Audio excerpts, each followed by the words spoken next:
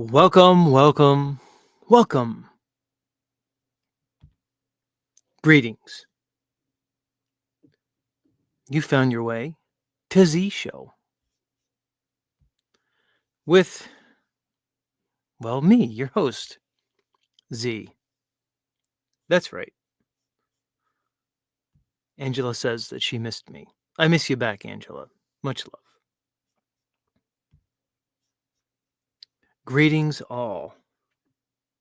I hope this day finds you well, wherever you may be, around this level horizontal world. And yes, despite what some prominent ex-flat earthers might tell you, it's still level. It's still horizontal. You know, we live in a world of information, a world of stimulus, response, a world that we perceive through our senses, our limited senses. They say there's 5, possibly more. But what we perceive is not the world. It's merely a perception. There's a lot of the world exists that we can't perceive. We can't see a lot of the world. We can't hear a lot of the world. Smell, touch, on and on. My point is that our senses are limited. But we have a little something called intellect, cognition, consciousness. We have a mentality, and we have a spirit. We can use these things to divine some truth in this world. Now, will we ever get to some ultimate truth, some finish line of truth? No, of course not. But that's not the point. The point is, are you a lover of truth? Or will you accept lies? That's really what it comes down to. Because in this world, lies are comfortable. Lies are reinforced. Lies are rewarded. The truth, well, seems to be the complete opposite. Those throughout the ages who have pursued truth have been persecuted, minimized, minimalized, denigrated. This seems to be the world we live in. Now, some people like to think we live in God's beautiful green earth, and that there could be some degree of heaven here on earth, and there might be to a point. But I think there's just as much heaven on earth as there is hell. And that's the interesting part of this world we live in. So there's going to be people who pursue truth, who speak true things as they see them. But then there's those who are going to basically peddle you a bunch of nonsense, usually to promote their own self-interest. The question is, do you have the ability to discern the difference? This is what matters. Now, when it comes to the topic of the cosmology, we have basically 2 sides. There's the side that tells you that, well, you came from a big bang and you live in an ever-expanding universe with infinite galaxies, and that we, our home here, Earth, exist in a solar system. And we're orbiting the sun along with all the other planets.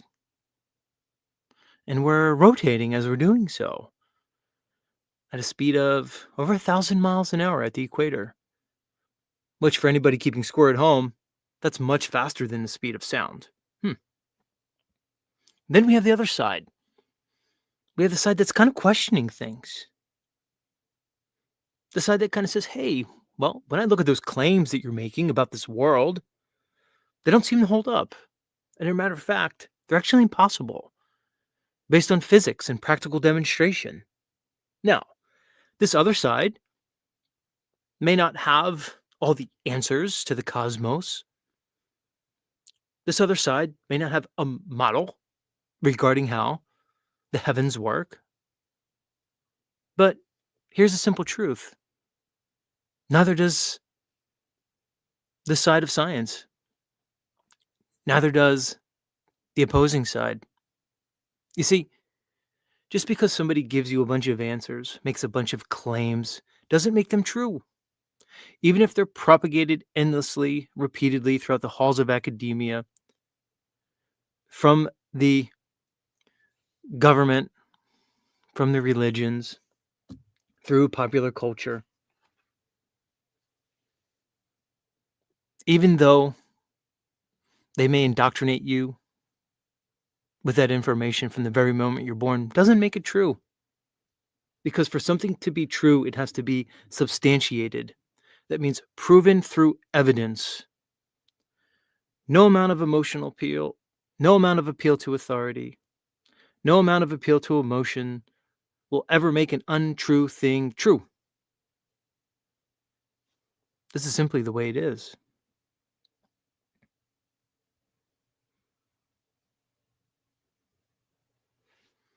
As you may have discerned by my title tonight, we'll be talking about one Mr. Jeran Campanella. And I know he's been a hot topic on this channel over these last few months and more. But this is important. Many of my longtime listeners know that many of my predictions regarding Mr. Campanella have come true. Pretty much all of them. Any honest watcher will agree with that. You might not agree with me regarding the cosmology, but you'll certainly agree with me regarding that. I and only a very small few people have been discussing this topic of Jaren, this topic of Jaren's feelings towards the cosmology and how they've changed. Only a small number have been discussing this from the beginning. Maybe not so coincidentally now, only a small number are talking about it currently. As Jaren has done a complete globe flip, as I will evidence tonight quite convincingly, all of his former compatriots are silent. Dave Weiss, Mark Sargent, Patricia Steer, on and on. Even you, Austin Whitsitt. As you all sit by and let Jaren perpetrate this great deception upon the world, it appears only I and a very few small number will continue this fight. So I guess it's going to have to be me that comes up here and refutes the points that Jaren has been making regarding the cosmology. Now, we have a number of flat earthers who completely are against Jaren and his understandings, but they're busy hoax-tarting the whole 24-hour Antarctic sun. They're busy going painstakingly reviewing video, audio, and any other kind of media from this final experiment, and they're going to tell you how it was fake. It was a hoax. How either they recorded it in Amazon studio or the Dave Weiss story. That, of course, Jaren and Austin were there, but they used a laser plasma sun to basically hoax the sun. They're going to divert you down a number of red herring holes, likely because they are not equipped to have this conversation. Not me, not here. We're going to continue to address this head on. We're going to discuss the points, the topics. We're going to refute the numerous fallacious claims that Mr. Campanella is making regarding the cosmology. We will do it until it's done. Now, if anybody would like to join me in this pursuit, you are welcome. I have an open panel each and every stream where anybody can come up here and lend their voice to this conversation.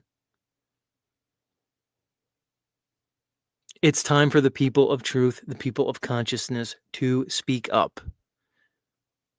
Your FE gatekeepers aren't doing it. Don't hold your breath for Weiss.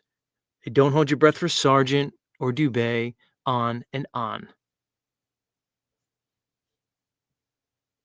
I will be picking up this mantle, again, along with a select few others, and they know who they are.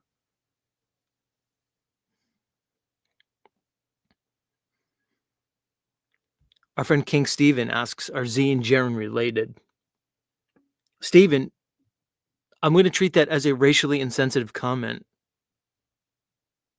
You're likely pointing out that both Jaren and I are Italian Americans. That doesn't make us related.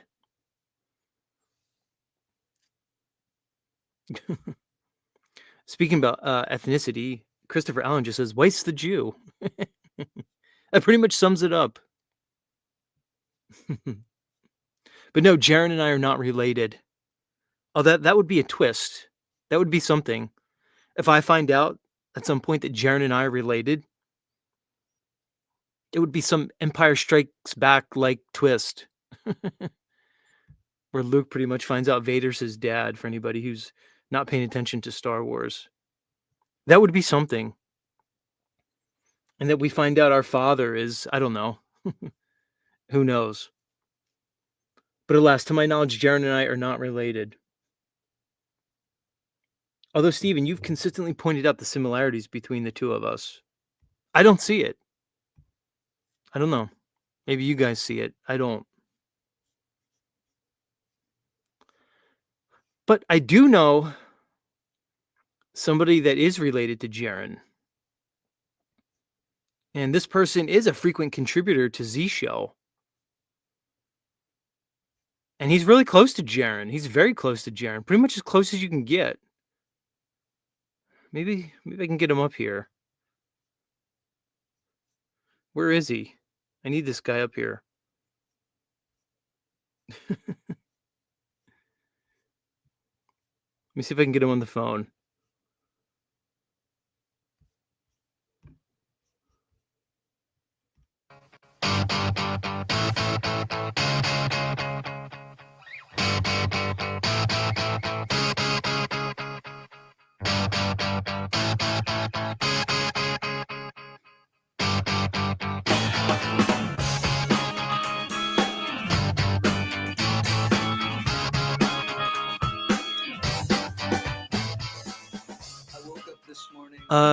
Jaren's penis.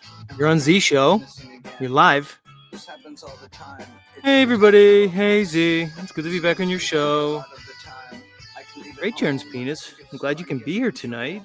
I don't know if you saw the title of my stream, but we're basically going to be talking about Jaren tonight. And since you guys are really close to him, I mean, pretty much closer than anybody could be, you are his penis. I was hoping I could talk to you, maybe get a little bit of insight into Jaren's life, the things that have been going on in your household since Jaren did his insane globe flip. What can you tell me about it? Well, here's the thing, Z. I mean, as you know, I'm still a flat earther. Of course, like, I'm not a moron like that Jaren. But it's been kind of good around here. I don't know. Something happened. We kind of got a lot of upgrades around the house. We got a new flat screen TV. We're remodeling the kitchen and the bathroom. Jaren's kids going to a private school next year. Missa got a brand new car and a whole new wardrobe. It's great around here. Wait, Jaren's penis. What are you saying? Are you saying that all of a sudden Jaren came into like a bunch of money? Yeah, Z, it's weird. I can't imagine where it came from. Well, here's the thing, Jaren's penis. Did you ever think that maybe his newfound financial windfall maybe in somehow related to this globe flip that he's undergone recently? I don't know, Z. I never thought about it. It's weird. No, I don't know. Maybe you should think about it. Well, anyway, let's get off that point. What else has been going on in your life, Jaren's penis? Well, I don't know. And Jaren told me that we should look forward to a lot more, ladies in the future. Hold, Jaren's penis. Hold on. I thought Jaren was married. What do you mean more ladies? Jaren is married, but I'm not. All right, I know I don't even want to get into that, but tell me more. Why is Jaren looking forward to more ladies? Well, he pretty much said that he pretty much went through all the flat earth ladies. He sent my picture to all of them throughout the years and he didn't get much response. But he really feels like now he's gone to the globe that all these globy ladies will probably get him, you know, they'll probably go for him a little bit more. First of all, there's a lot more globies. Second of all, they tend to be a lot dumber than flat earth chicks, so they'll probably fall for, his con job. Really? Wait, hold on. Is Jaren's penis? Are you telling me that you and Jaren had a conversation and that you're looking forward to getting a lot more ladies because of Jaren's globe flip? Yeah, see, that's right. Wow. It really seems like you and Jaren's life has really improved since this whole Antarctica trip, man. I mean, maybe this globe flip's a good thing for you guys. I mean, I know Jaren's pretty much selling out a whole group of people. He basically called the entire flat earth community a dangerous cult. But at least you guys are doing well. So I guess you can feel good about that. That's right, Z. We're doing great, man. But I don't know. I kind of feel bad about Jaren's globe flip and everything, but there's nothing I could do about it. You know he's an idiot. I'm just kind of along for the ride. And you know what? It's not bad being Jaren's penis. There's some good perks along with it. All right, Jaren's penis. Maybe we should end it here. I don't need to get into your sex life and Jaren's sex life, which is basically your sex life, because you're his actual penis. We'll save that for another time. Next time I get you on, we'll talk about that Antarctica trip. It looks like you made it back fine. You know, you could let me know what it's like being new friends with McToon and FTFE and McKeegan and all these other anti-globers. And you could let me know how much more you and Jaren's life increases as he becomes the most prominent anti-flat earther that there is. All right, Z. It was nice talking to you. Bye. Bye, everybody. I'll be listening in. All right. See you later, dude. Peace. After a few hours of searching the house and calling everyone I could think of, I was starting to get very depressed, so I went to the Kiev and ate breakfast. Then as I walked down 2nd Avenue towards St. Mark's Place, where all those people sell used books and other junk on the street, I saw my penis lying on a blanket next to a broken toaster oven. Some guy was selling it. I had to buy it off him. He wanted $22, but I talked him down to 17. I took it home. What a joke. So anyway, where was I? Thanks again to Jaren's penis. For those of you who don't know, I've been friends with Jaren's penis for a long time. We go way back, like years. He's really a cool guy. He's a really cool dude. Much cooler than that Jaren. Smarter too, believe it or not.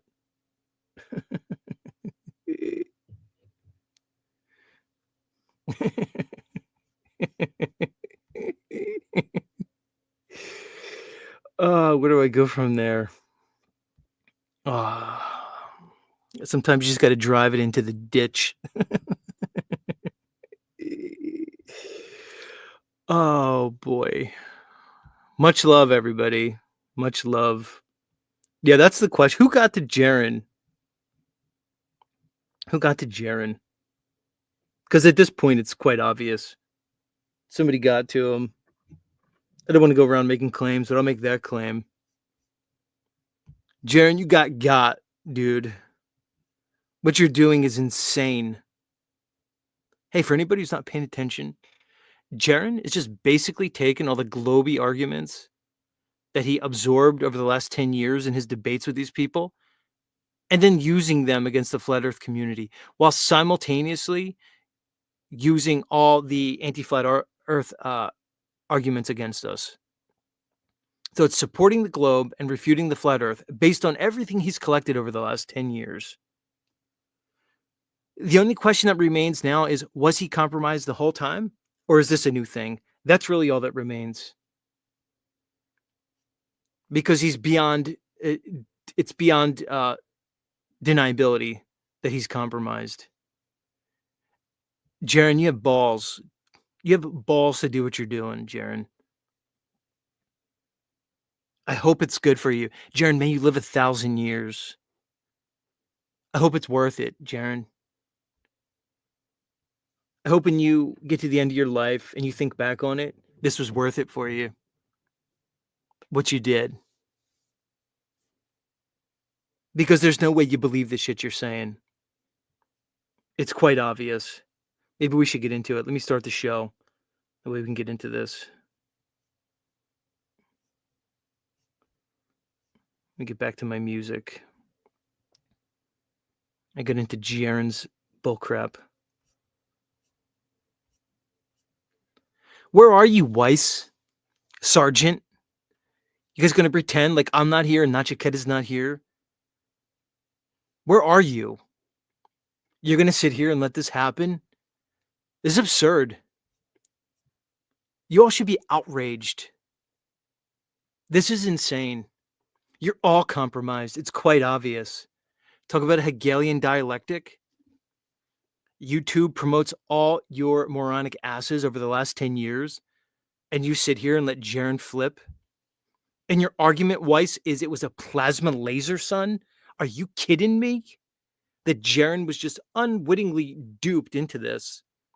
And idiot Marty Leeds telling everybody that Jaren is somehow emotionally compromised and he's under some kind of degree of stress and trauma. And we should all feel bad for him. And I should shut the fuck up about it. Are you kidding me, Marty? You're a clown and a joke. How anybody supports you people is beyond me. This is completely preposterous on so many levels. Anyway, let's get the show started.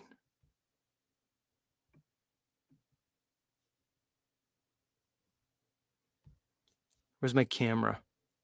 Yeah, I have to have a camera.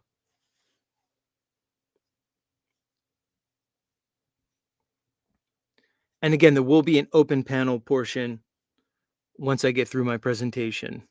There's always an open panel portion. It's funny, Dave and Mark, Dubay, all you guys. How come I'm the one up here talking to the people? How come I'm the one having this conversation with anybody willing to do so? Why am I the one putting my ass on the line? You guys sitting there with your curated, edited videos, calculated, plan, colluding with each other on your narratives. Yet I get up here each and every stream and lay it all out on the line. Where are you people? How anybody supports you again is beyond me. All right, let me get this show started. Greetings. For anybody new, this is me right here. You're looking at me.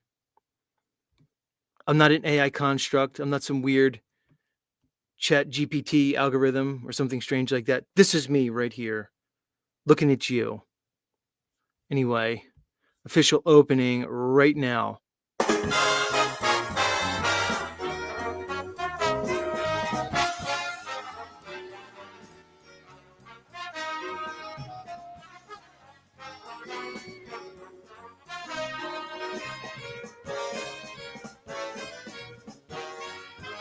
Good evening, greetings and salutations. You found your way to Z Show. That's right, folks.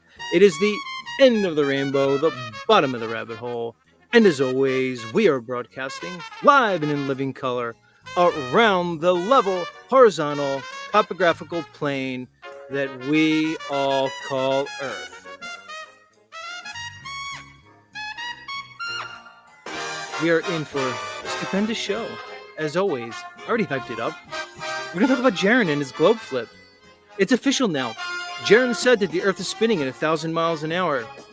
For anybody who thought he was just going to be some weird stationary geocentrist or whatever, no. Jaren's full heliocentrism. He's on board with the whole pseudoscientific narrative. We're going to lay it all out, everybody. Don't go anywhere. You're not going to want to miss this one. Strap on in. Let's get this show going. Much love. Who's with me? Who's with me? Let me see. Dignitaries, Rom in the house. Godheart Guardian, much love. Ruled by Saturn, Z Show engaged. You know it. Venus Cupcake, good to see you, lovely lady. MFT says, you're totally right, Z. Jaren has been compromised. His position. So now you come around to MFT? MFT, like I didn't see you All the comments you made about me the last 9 months, and I'm supposed to just let you come here and make this? Okay, MFT. Angela Baby Carson in the house. Christy Lee Dolls, much love. Call for Zero, coming at ya. Sarah Bresland and the incomparable Grant. Andrew in the house with the upward vector. Vera, good to see you. Good sir. King Stephen from the Sanity Machine. He says he owns all of us and we're peasants. Much love, King Stephen. Graffiti Tattoo in the house. Nadex coming at you. Miss Noro Bella in the house. Realm Walker, welcome. Christopher Allen, Iron Numbers, and so many more. So many more wonderful, beautiful, stupendous people. People of God, people of consciousness, people of earth, people of all ages. You are welcome here on Z Show. We do not discriminate. We welcome all genders, all sexual identities, all proclivities of any kind, all colors of the inverted rainbow, etc., etc. Welcome. All right, let's jump into this. Let's just jump right into this. So again, I prepped it. Mr. Jeran Campanella has officially done his globe flip. There's no other way to describe it. Like I said, Jaren thinks that the Earth is rotating over 1,000 miles an hour at the equator. And of course, that's not that fast. I mean, come on, guys. 1,000 miles an hour? That's nothing compared to the other incalculable speeds and the incalculable, and the multiple directions and vectors that we're going. So what? It's 1,000 miles an hour. Big deal. Who cares? Here it is. So Jaren titled his last stream. This was from Friday night. Notice Jaren's stream is now called Friday Unplugged. If you make that an acronym, it's FU. So for all you people who donated to Jaren throughout the years, for all you people that still, for some reason, still watch his show, he's saying FU. Right to your face. This is Mr. Jeran Campanella. Your number one flat earther for the last 10 years. I don't know how that sits with some of you, but hey. So anyway, during Jaren's last FU show, he went through the 8 easy facts that falsify the flat earth. Interesting, because before the so-called final experiment, Jaren didn't have any facts that falsified the flat earth. Remember, Jaren? Remember you had to wait to see the sun in Antarctica because that was the quote-unquote mutually exclusive observation as you played into Will Duffy's false binary between your reified begging the question model and the globe. Do you remember that? Do you remember where you said, well, it's easy. They things can work on both, except that sun. That's the one that's going to tip the scales. That's weird, Jaren. But now, amazingly, in 2 months, you came up with 7 more easy facts that falsify flat earth. It's almost like you were sitting on these facts for years. It's almost like you were waiting to do this. It's almost like you were put here, Jaren, as some type of controlled opposition. You were promoted in all the algorithms. You're promoted by all the other FE gatekeepers. But now here you are with your 8 easy facts that obviously falsify the flat earth. Maybe we should get into it.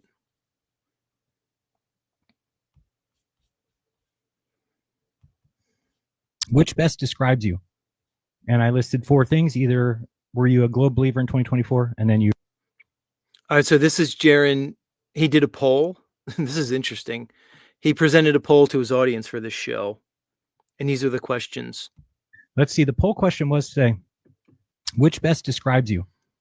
And I listed 4 things. Either were you a globe believer in 2024, and then you're still a globe believer? Were you a globe believer in 2024, now you're a flat earther? Were you a 2024 flat earther and now you're still flat? Or are you a flat earther who is now a 2025 glober? Geez, Jaren, even your polls are loquacious and boring, nonsensical and rambling. This is a YouTube poll, Jaren. So the looks like globe is 50% of the audience. So now it's down to 49, but 50. Okay, so right there, 55% of Jaren's audience are globies. You ask me why Jaren does this globe flip? Let me tell you something about these anti-flat earth / globy content creators. All of them, to a T, make more money than almost every flat earth content creator there is. Whether it's FTFE, McKeegan, McToon, down the line, these guys are raking it in. You can see it by their subscribers. You can see it by their views. You can see it by their subscriptions down the line. You want to know why Jaren flipped? Look at that 55% globies watching him. 50%. Actually, somebody's claiming to be a globe earther who became a flat earther. That's pretty incredible. And we've got a 36% people remained flat, and 11% of the people joined me in being a former flat earther. So I don't know. So 36% of the audience is still flat earthers. Who is it? Is that you, MFT? Who else here? Is it Jaren's Jaren viewer? The 36% of his audience that's still flat earthers, and they're sitting there. Who could be a flat earther and waste their time watching this guy on a Friday night of all times? What is wrong with you people? Are you so prone to the cult of personality of YouTube, to the parasocial relationship that you have created this with this man, that you're going to sit here and let him do this to you? Are you kidding me? Boston Bear, are you one of the people? Are you one of these 36 people here? Who else? Who else? Do I have to call everybody out by name? I don't know. That's right. So strap in, because I forgot to mention the 11% of people that flipped with him to the globe. The 11% of people on his channel that flipped with him. Okay, so they're going to stay there and watch him. It's really the flat earthers that make no sense that are sitting there watching this guy on a Friday night. About to lay out 8 simple, undeniable, reality smacking you right in the fat face facts that absolutely obliterate flat earth. I'm here to lay out the 8 undeniable, punch you in the throat, slap you out of delusion facts that if you listen to and gather, you can prove for yourself that the earth is actually a sphere. Okay. So yes, I said it. You heard it here first, that Jaren is a globe believer. Okay. What we did is, if you remember back. Jaren is a globe believer.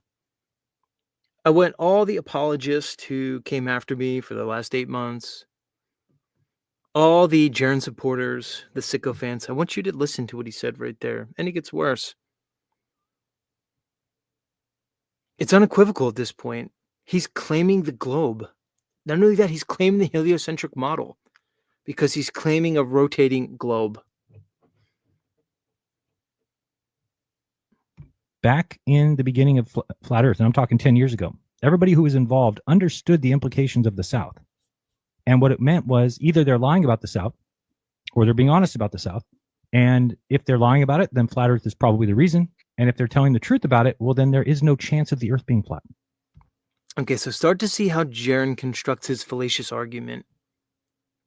He begins with talking about the South and the importance of the South in the flat earth model. Okay, first of all, he's talking about maps and models, and you'll see as we get into this how true that is. So he'll start with a benign statement, and then based on a series of half-truths, he will build his way to the fallacious conclusion that supports his agenda. Okay, and that's where we stand today. I went down there. I saw it. Okay, and I'm going to give you the ways that you can think about it, and then you'll realize that we got this one wrong. We could have just kept desperate. Jimbo Khan says, I thought he was an undecided. That's the point, Jimbo Khan. This is what I've been trying to tell you and everybody for months now. Jaren is just a snake.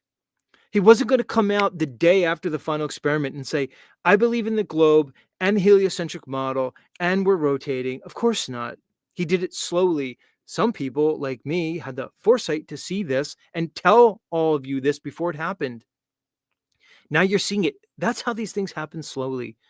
Have you heard of the boiled frog syndrome? That's how it works. Some people have called it the totalitarian tiptoe. You implement things gradually. It's less of a shock on people. Jaren couldn't have came out to all you morons and just say, of course it's heliocentrism is and a globe. He had to do it the way he did. He had to snake his way out of it. So Jimbo Khan can come say, I thought he was undecided. I've been telling you this from the beginning. desperately bending over backwards to make a broken model work, but it got disgusting when Stephen Alonso came along deciding to tell you guys lies, and you all backed him and promoted him and pushed him. Notice the inflammatory words Jaren uses. Disgusting, things like this. This is neurolinguistic programming at its finest. Jaren's very good at this. He's not logical, he's emotional. He's going to use words to inflame your emotions, to basically turn your logical thinking mind off and engage you in your emotional mind, because it is your emotional mind that believes in the globe. It is your emotional mind that was indoctrinated, conditioned from your earliest time here on this earth. This is what supports the globe. It's your feelings regarding it. It's your desire not to be rejected by society. We have a problem.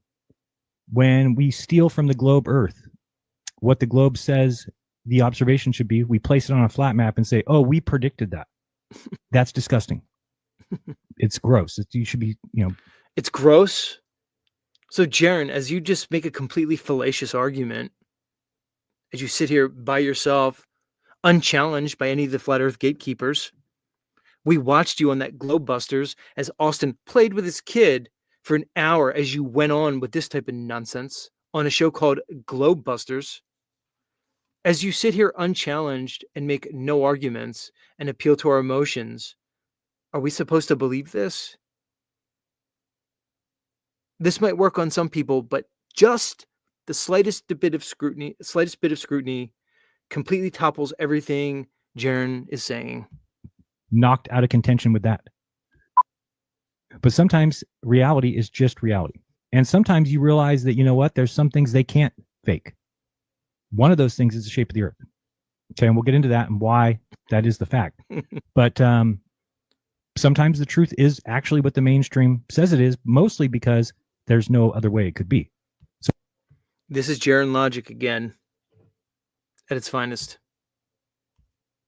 We're going to get into that because we're going to talk about how you can't map something.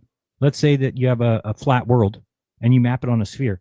That's fine. You can do that. And you could tell the people, hey, you actually live on a sphere, and they might believe you until it comes to observations. There's no way you can make the observations of the flat plane work on the sphere. It'd be impossible. Jaren, what does that even mean? There's no way you can make the observations of a flat plane work on a sphere. I can't even break that down. I don't know if it's poor grammar or just you have no ability to think, or maybe you're just too stoned. I don't know what it is. And that's what we're basically saying happened. And now I realize, Jaren, how do you have the unmitigated gall and the audacity to sit here and do what you're doing? Is that why you can't look at the camera? Is that why you sit there with a baseball cap with the brim pulled low over your eyes? Is that why you talk in such a shaky, unconfident voice, like in a hush whisper? Because what you're doing is completely devoid of morals and ethics. It's absolutely shameful. But yet here you are doing it. it cannot happen. It's not possible. It is 8 easy facts that falsify the flat earth. Number 1 is the South Celestial Pole. Okay. So let's talk about that. The observation is that the South Celestial Pole is stationary. Okay. Just like the North Celestial Pole. On a flat earth, there is no possibility for a South Celestial Pole. What I think that people thought, or what I kind of thought, is that South Celestial Pole moved around the outside of the dome. What you thought, Jaren. What you thought. See, this is where Jaren starts to, firstly, conflate maps and models, and then secondly, strawmans everybody into the model that he's adopted, the model that he's promoted, the model that he's benefited off of for the last 10 years. Jaren, why do you think everybody should have to believe in the same model that you shilled for 10 years and that your friends shilled for 10 years? What does it have to do with anything? If you will. And I saw it. Others people saw it. It does not. Well, just think for a second, though. If there is a south celestial pole, don't you think that that is one of the biggest evidences against the flat Earth? There cannot Who says, Jaren? be a north celestial pole where the stars rotate around one direction and a south celestial pole where the stars rotate the other direction. Really, Jaren?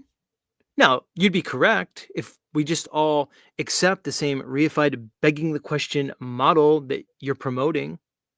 Yeah, that would make sense. But if we look at practical demonstration and applied physics, what you're saying makes zero sense. Just because you're saying a thing doesn't make it true, Jaren.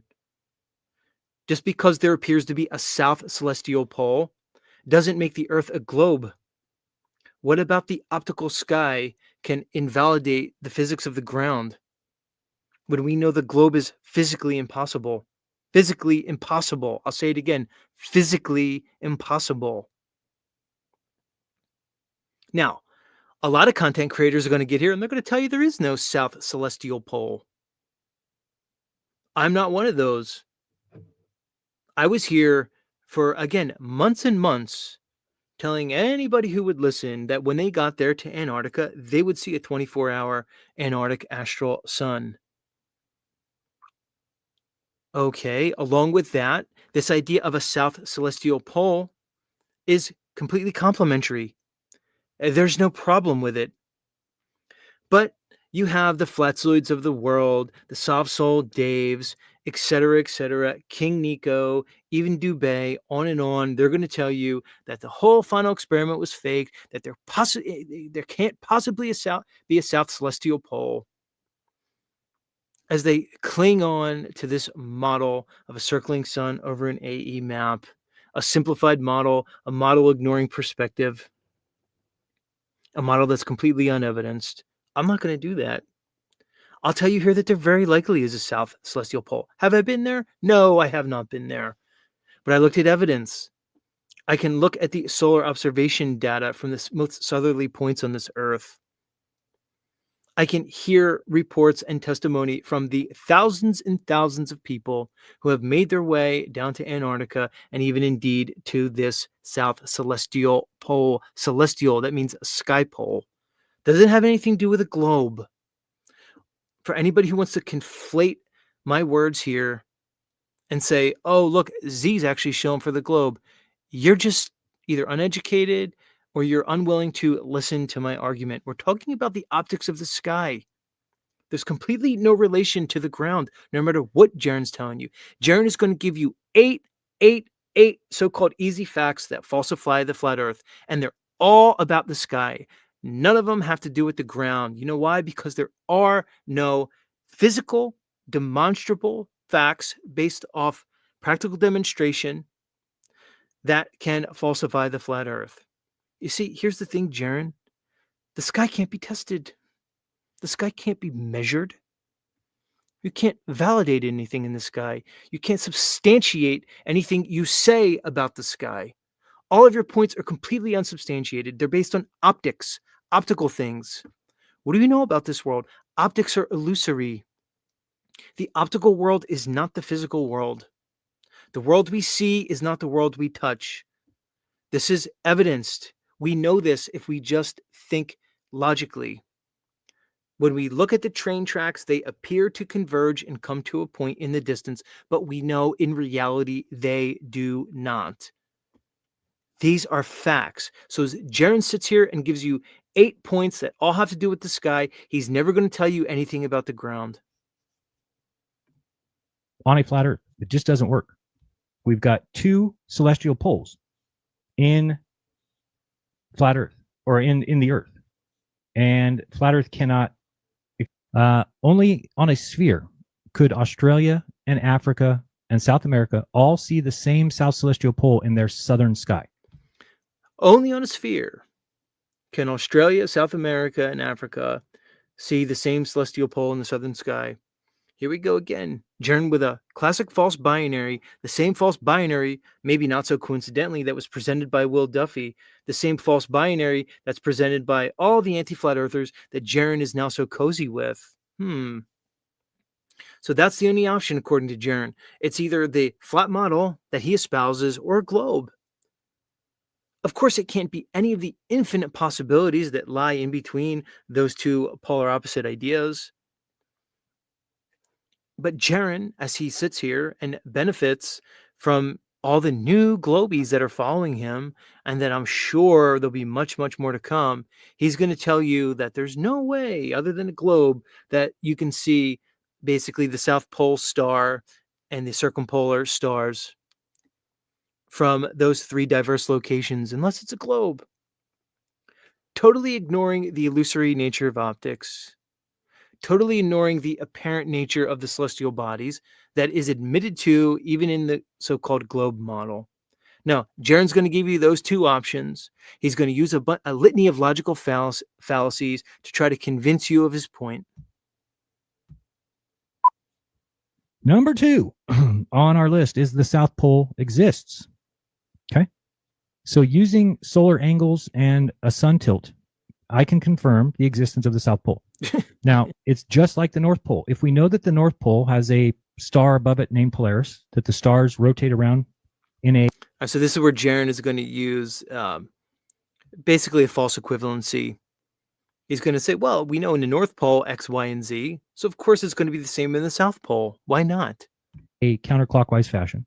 Okay. Then if we now see that there's a south celestial pole, that the stars go the opposite direction, can we infer from that that the South Pole exists? What you'd have to believe is that there's some sort of a sphere that ends at 90 or 80 degrees and becomes a paradox. Of course, that's not the case, right? Of course not. So Flat Earth struggles to explain how everyone in Antarctica heading south would converge on the same point. If we go to... All right, so here, again, he's going to conflate a flat Earth Gleason's map with a model. He's going to try to represent that as some kind of perceived reality amongst the flat earthers. And then he's going to try to explain how on this begging the question model and map that the so-called South Pole would be impossible and only possible on the globe. Not realizing that he's assuming maps, he's assuming models, he's assuming what flat earthers think. Of course, Jaren, if you straw man a map, a Gleason's map, which was basically given for time. Yeah, you and your compatriots said this was the Earth for 10 years. Why are you strawmanning all the flat earthers into it? I pointed out how over 100 years ago, the flat earth community admitted to the Antarctic sun. That's why many people in the community abandoned maps a long time ago. You can't have a map with insufficient information. If you can't go to Antarctica, if that's forbidden from independent exploration, then how could you have a map? These maps are classified. This information is kept, and it's well kept secret amongst these governmental organizations. Why are you begging the question of a map? We go down here. I just want you to recognize that if somebody is at a 79 latitude, negative 79, if you will, in the south, which is where we were at Antarctica, we were about there, 79, and then we were about 81, which is about there somewhere. Okay, so this is where we were. Now, remember that if we go to the day of the year that we were there, which was 350 something, 355 maybe 52. All right, so you'll see here that the path of the sun is this yellow line here, and that's what we saw. If you go back and look at the footage, we basically saw the sun high in the north and then lowest in the south. You could picture Mount Rossman sitting here in the south and then back up to the north. So here's the thing. If I would have walked south, okay, watch what would have happened to where I was walking. So as I walk south, the sky is going to bend out until go this way. Watch the sun. It's going to bend out till it's balanced. Okay, right there. And when that happens, as the time goes on, you're going to see the sun just going around like that above my head. Okay. So here's what you have to realize is that is the case for everybody in Antarctica. So really, Jaren? Because I thought you went to Union Glacier, a very specific part of Antarctica. Were you in all the parts of Antarctica that could possibly be accessed? No, I don't think so. Were you able to take simultaneous measurements from all parts of Antarctica? I don't believe you were able to do so.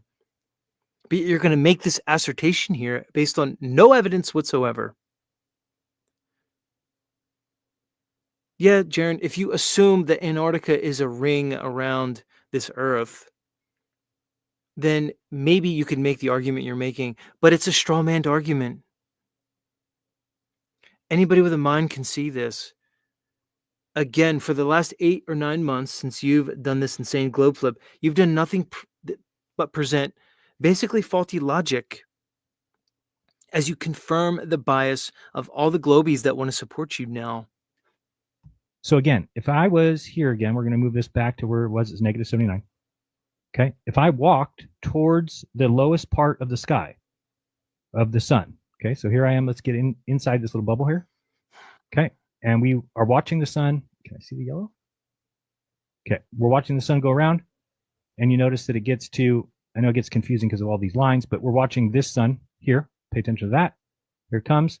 It's going to the southern part of the sky. Boom. So that's where it is at the south, the furthest. Okay. So if we see that and I walk towards that, again, what's going to happen is I'm going to unbend this until it's balanced above my head like that. And at that point, you know you're at the South Pole. But that is true for everybody. So if we take this back to negative 79 and we move the longitude around, think about that. All these people, no matter where they're at in the Earth, okay, all the people along the 79th latitude all could walk south towards the lowest part in the sky, and they would all get to the South Pole. Oh, and you're making that claim based off what evidence, Jaren? Oh, that's right. 0. Nothing. You're just making a classic appeal to possibility. Yeah, Jaren, if we lived on a globe and everybody from all the diverse parts around the Antarctic rim walked in the direction of the lowest point of the sun, as you beg the question of the globe that you're trying to prove, yeah, that would be true. And yeah, everything you say would be impossible on this, again, straw man version of the flat earth that you're showing me. What does that have to do with anything? So, I mean, that flat earth is dead in the water. How can these people all walk to the south and get to the South Pole? So here we were in Union Glacier. Okay. Like I said, when the sun got to its lowest position, I'm sure you can see what I'm doing. He's just showing us a globe. Yes. When the sun gets to its lowest position, which is going to be, let's go to time instead. And the lowest position is going to be what? You should be able to figure that out. It should be around around midnight. So we're going to go down here and there we go. So that's where the sun would be behind Mount Rossman. Here we are looking south. And this is why I've said that I could have walked south, and we can go to longitude and show that, or latitude. I mean, if we walk south, here I go towards the south, it basically unfolds itself and I end up at the South Pole when the sun becomes even on all sides.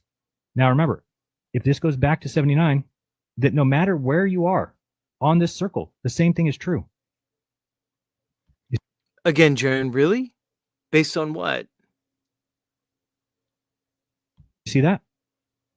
That no matter where the lowest part of the sun is, okay, it's always the same. It's because everybody would be facing that same direction. We'd all walk there. It's the same as the north. Imagine right now that everybody who had a compass went north. They're going to end up at the North Pole. Just like if everybody went south, although in the south, I wouldn't even need the compass because I would be able to tell you where the sun was the lowest. The same would be true in the north, but it would be 6 months later. Okay. It's a pretty audacious claim, Jaren. Talk to me when you could prove any of the stuff you just said. Okay. So the South Pole is no longer a question. The South Pole exists. It exists below the South Celestial Pole. It is a place that is a place where if everybody went south, they would all come to the same place. So just think about. So again, see how he uses a series of half-truths to build his argument? So once he can show that there's a celestial South Pole, then he can conflate that with a geographic South Pole on the bottom of a globe. But again, it's unevidenced. He made a bunch of claims that he of tests that he didn't perform. Jaren, you went to one spot in Antarctica and made an observation that they brought you to. You didn't circumnavigate this supposed continent of Antarctica on the bottom of the supposed globe. take simultaneous observations of the sun. You did none of those things. But yet you claimed so many things right there.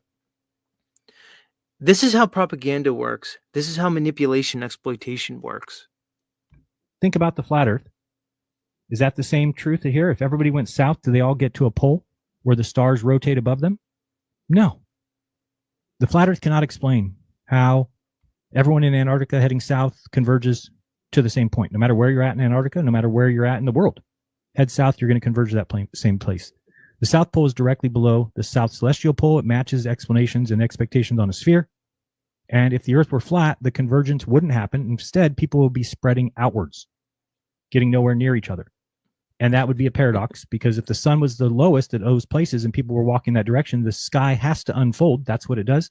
Nobody's ever been able to prove, and you'll never be able to prove that it doesn't do that. You could walk tonight, take Polaris, measure its altitude, and then walk 69 miles, and it's going to change by 1 degree. Yeah, and that's what I've said, is that Correct. If you take Polaris and walk 69 miles, it's nautical miles, Jaren, but we're not going to split hairs here, buddy. You'll see it change by 1 degree. If you walk north, directly north, it'll rise by 1 degree. If you walk directly south, it'll drop by 1 degree in its elevation angle. Yeah, we know this, Jaren. But again, there's a little something in this world called perspective and optics. The optical world is not the physical world. Do I need to say it again? Sure. If the optical world was the physical world, then this globe that you speak of would make sense based on that observation of the polar star either rising or declining in the sky as you move closer or further away. Yeah. But we know the optical world indeed is not. The physical world is called Euclidean and planar. The optical world is non-planar and non-Euclidean. It doesn't work the way you're presenting it. You're conflating optics with physics to try to make your argument for this globe. Anybody can go out and look down their street and know this. Look down at train tracks and know this. Things converge to a focal point. Things above your relative eye line converge in and down. Things below your relative eye line converge in and up. This is just how perspective works. Why? It doesn't matter why. It is the way it is. This is just a natural phenomenon. It's how we perceive the world. So yes, of course, if you move either north or south, Polaris is going to rise or drop. But for you to sit here and say that it does so because of Earth curve is completely unevidenced and unsubstantiated. I thought that we were lied to about the South. So the number one was the South Celestial Pole. I thought that the South Celestial Pole was moving, that it moved across the sky. Who cares what you thought, Jaren? Who cares that you sat there and didn't do your research for 10 years? Who cares what you thought in your mind? How is that an argument? So you assumed a model for whatever reason.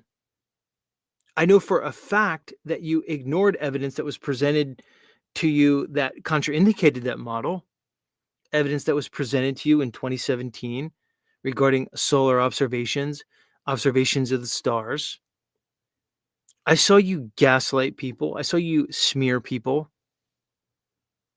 I saw all the things that you did to basically discredit anybody who brought you information that contraindicated that model. You didn't want to have this conversation years ago. Why was that, Jaren? Why did you ignore all the information that went against your model for years and years? But now you're going to sit here with your 8 simple facts? It's strange. It's almost like when something benefits you, you promote it, regardless of the truth or falsehood of the thing. That, or I thought we could explain it by saying it's a declination thing where, South Africa is looking a certain direction, Australia is looking a certain direction, and South America is looking a certain direction. And that because of declination, they're actually all looking at the same spot. Really? Because you assumed without looking into it? You assumed declination? Because you wanted to? Jaren, it's not my fault that you believed in this model. It's not my fault that you basically placed your entire reputation on this model. I didn't do that. You did it. Now, you're so egoic and prideful that you would rather disregard all physical evidence and all applied physical science than admit that you were wrong about your model, than admit that you merely didn't understand the optics of the sky and you may have overlooked things. It's either that or you complete paid shill. I don't know. Which isn't true. It's actually impossible, right? Number 3 is the upside down and backwards moving sun and moon are impossible to explain on a flat Earth, right? So in the southern hemisphere, the sun and the moon appear to move the opposite direction and are flipped upside down compared to the northern hemisphere. We check this with sunspots, and with the moon, it's obvious. You're like, whoa, that moon's upside down. That's weird. So the flat Earth issue is that no flat Earth model predicts or explains the backwards moving and upside down sun or moon. Okay. No flat Earth model predicts the backwards moving or upside down sun or moon. First of all, again, with these models. Second of all, completely ignoring the simple fact of perspective and how we view a localized light in the sky, an apparent light in the sky, a light in the sky that can't be triangulated, an illusory optical sky. How many times I tell you, Jaren, the globe model doesn't explain these things either. You want to ignore those. We'll get into it more as we go, but yeah, certain things work in the globe model because the globe model was constructed off the optical world. That doesn't make it real. They based a model off of the way we see things. It's not hard to understand. It's not hard to reverse engineer optics into a globe model. The problem is the globe is physically impossible.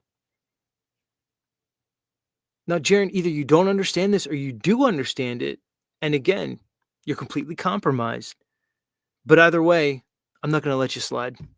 It just doesn't explain it, and it never will. That's just fact. This reversal only makes sense if you're on a sphere. Okay. Now, again, here's where my problem becomes is that if all observations are predicted and executed by the sphere, then to just make excuses like, well, we don't feel like we're spinning, or we don't feel like we're, I mean, and I get those. I made that, I don't feel like I'm spinning. You get those. It's not that we don't feel like we're spinning. It's impossible for us to be spinning. That's what it is, Jaren. We can't be spinning because the way matter reacts to changes in motion. These are laws of physics. These are immutable laws of physics. If we were spinning, it'd be demonstrated. The reality is, if it were spinning, we couldn't even exist and live on this earth. Nothing would live. There'd be nothing. It's contraindicated by all applied physics and practical demonstration. It's not about we would feel it. It's not about, oh, it's only kind of moving, so what's the difference? This is the big problem with the globe model. It's ignoring the elephant in the room. I don't know how anybody can do it. I especially don't know how you could do it. So just hand wave dismiss this idea that to make the globe model work in the heliocentric model that we have to be rotating is completely preposterous. I don't feel like I'm spinning. But then again, we need to look at what the spinning actually is and what it means. Again, did you know that the Earth is spinning at 1 rotation per day? Okay. Yes, 1 rotation per day. That's right, Jaren. Apparently, that's what they tell us. Oh, continue. Thank you, please. Is it moving 1,000 miles per hour? Yes, at the equator. Let's get in here and let's watch the Earth. Oh, it is, Jaren. It's moving 1,000 miles an hour at the equator. Yes. Faster than the speed of sound. And spin. Okay, so that's as fast as the Earth spins. So when we say that we're spinning fast, again, this is spinning 1,000 miles per hour. It has to go 25,000 miles in a day. So, Jaren, as you show me some type of image, some type of, I don't know, orthographic presentation of what Earth would look like in your crazy heliocentric model from space, let me see how far away this would be. So there's the moon. All right. So I'm guessing this is like probably where they say probably where they say some of those telescopes are like 1,000,000 miles away. Let's just say this is 1,000,000 miles from Earth. That's probably what it's saying here. So from 1,000,000 miles away, as we look at this Earth, and you're showing us a snapshot, which is supposed to be in real time, and it doesn't appear to be moving, you're just somehow going to invalidate the 1,000-mile-an-hour rotation that we're apparently experiencing at the equator because of what you're showing here. And you're doing it with a straight face. So basically, there's a tangential velocity at the equator of 1,000 miles an hour. But because you're going to show me a purported image from 1,000,000 miles away where we barely see the Earth rotating, that somehow doesn't matter. So the questions of Jaren, I hope it was worth it, man. I hope it was worth it. I hope you didn't say you probably sold out for much less than I give you credit for, Jaren. You probably disappoint me for the amount you sold out for. I hope it was worth it, man. of I don't feel like I'm spinning. Okay, but would we really feel it if we're on here? This It's just fucking spinning guy, man. once a day. Wow. Again, this is live. Number 4 out of the 8 is the Tropic of That was my favorite one, number 3. Hey, remember all you people who came to me for months because I was picking on Jaren? Marty Leeds, where are you, Marty? Did you watch that video I made about you, Marty? The Gnostic pastor from Canada. Did you watch it, Marty? Am I being too hard on Jaren as he sits here and tries to tell me that the Earth is spinning out of control at 1,000 miles an hour? Jaren, the former flat earther, who all of a sudden now thinks the Earth is spinning? And all you people who told me that, well, Jaren, he's a kinder, gentler globey. He's not going to believe in a rotating Earth and a solar system. That's just kind of like a geocentric globe. That's still stationary, right? Hey, Witsit, where are you, Witsit? Why aren't you talking about this? Your boy, Jaren, you're going to be friends with till the end? Are you kidding me, Witsit? You're going to sit home and let Jaren fucking do this, and I have to sit here and do it?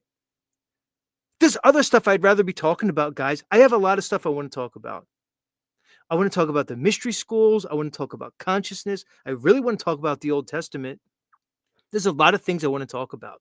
I'm sitting here talking about Jaren. I have to listen to Jaren so you people don't have to do it. I have to look at his dumb face night after night and talk about this moron.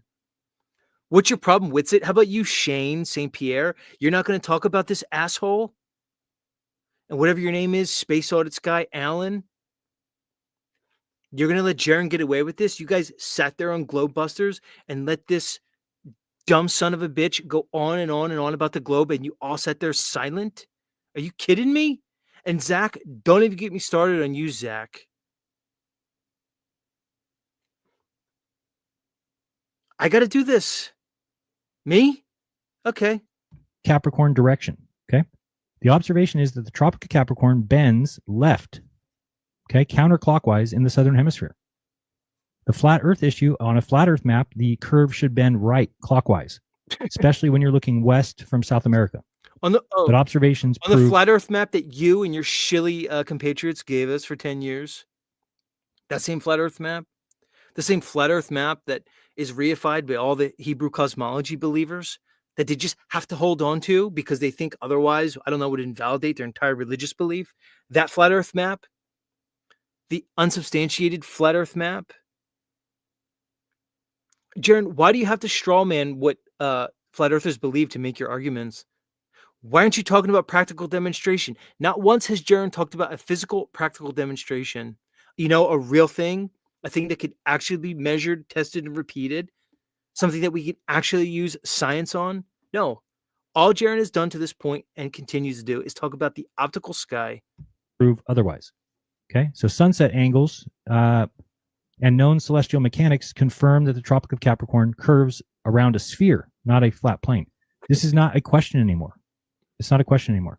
So the only way to reconcile why that would ever happen is with a spherical model, in which case it's answered.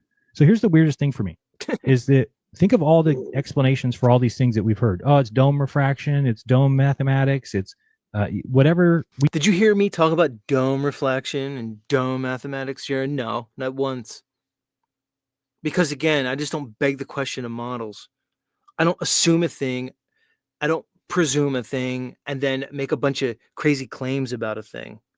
Maybe your friends do that. I haven't done it. We can possibly say it's an apparent sun, it's this or that, the other thing.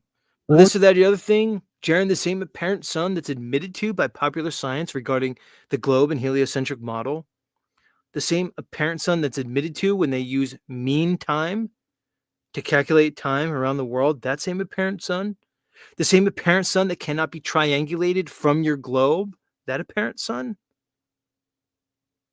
the apparent sun that you want to and consistently have ignored since I brought it up to you months and months ago, the same apparent sun that destroys any model that anybody can come up with, flat globe or otherwise. Or you can just say sphere. So listen, I'm going to talk to my audience and anybody who wants to listen. We live in a world that is much more than has been presented to you. People like Jaren are going to keep you in the physical world. They're going to keep you in the world of the material. They're going to keep you in a world where they make a bunch of claims about things that they cannot prove, where they talk about elements and the periodic table and atoms and subatomic particles and molecules and covalent bonds. They're going to want to keep you in a world where they talk about the infinite space, the ever-expanding universe. They're going to keep you in a world that cannot be proved, as they lie to you, as they control you and manipulate you for their benefit. That's the world they want to keep you in. The reality is this world is much more than that. This is a world that is spiritual, mental, conscious, etheric, and astral. This is a world where things are created first in your mind, in your consciousness. You are co-creators in this world. Jaren's not going to tell you that. Jaren's going to sit here and lie to you and give you a bunch of half-truths. He's going to give you a bunch of logical fallacies as he tries to prove a point that cannot be proven. These people are doing it because it benefits them. It doesn't make it true. It only makes it right for them. So if you're standing in South America, here, which way does that turn? You're looking this way, you say, oh, it's turning to the right, clockwise. Okay. But what happens when you actually go down there? You notice it turns counterclockwise this way. So if it turns counterclockwise, what could it be doing? How is that possible? All right, so there's your tropics. Now, why are those physical facts? Because the sun, and we know this because anybody can go and verify it. It's not a question. Let me get a eclipse here. Let me get a circling sun kind of deal. That's good enough. All right, so here's the sun. So we know that the sun is always between these two lines or these three lines. That's what it does. We know that, right? And these cannot be questioned because if we have... Really? We know that, Jaren? Somebody who's standing here on the equinox and we say, hey, tell us when the sun's above your head. This person will see it. These people will see it, and so on. Just like on the southern, December 21st, these people would all be able to see it. Just like in the northern, these people would all be able to see it. And yeah, Jaren's describing the zenith angle of the sun at all this, like the equinox. But what Jaren's not telling you is the angle of the sun at sunrise and sunset. That on this same, again, begging the question map and model that he's showing you, a sunrise that comes up at 90 degrees azimuth at all locations on this earth, except the extreme north and south, and 270 for sunset azimuth on all locations except for the extreme north and south. See, as Jaren wants to show you the zenith angle, or the zenith times, which is basically solar noon for each of those locations, he's leaving out the exact information that would prove that the sun is apparent. And again, on a globe or this reified flat earth model. Now, Jaren, either you don't know or you're conveniently leaving it out. But I know that you know because I presented this to you on your show and you called me crazy. You basically denied reality. But you're going to sit here and you're going to talk about sun angles and observation angles of, solar observation angles. But you're going to only use the information that lends itself to your point, as you conveniently leave out the information that obliterates your point and falsifies it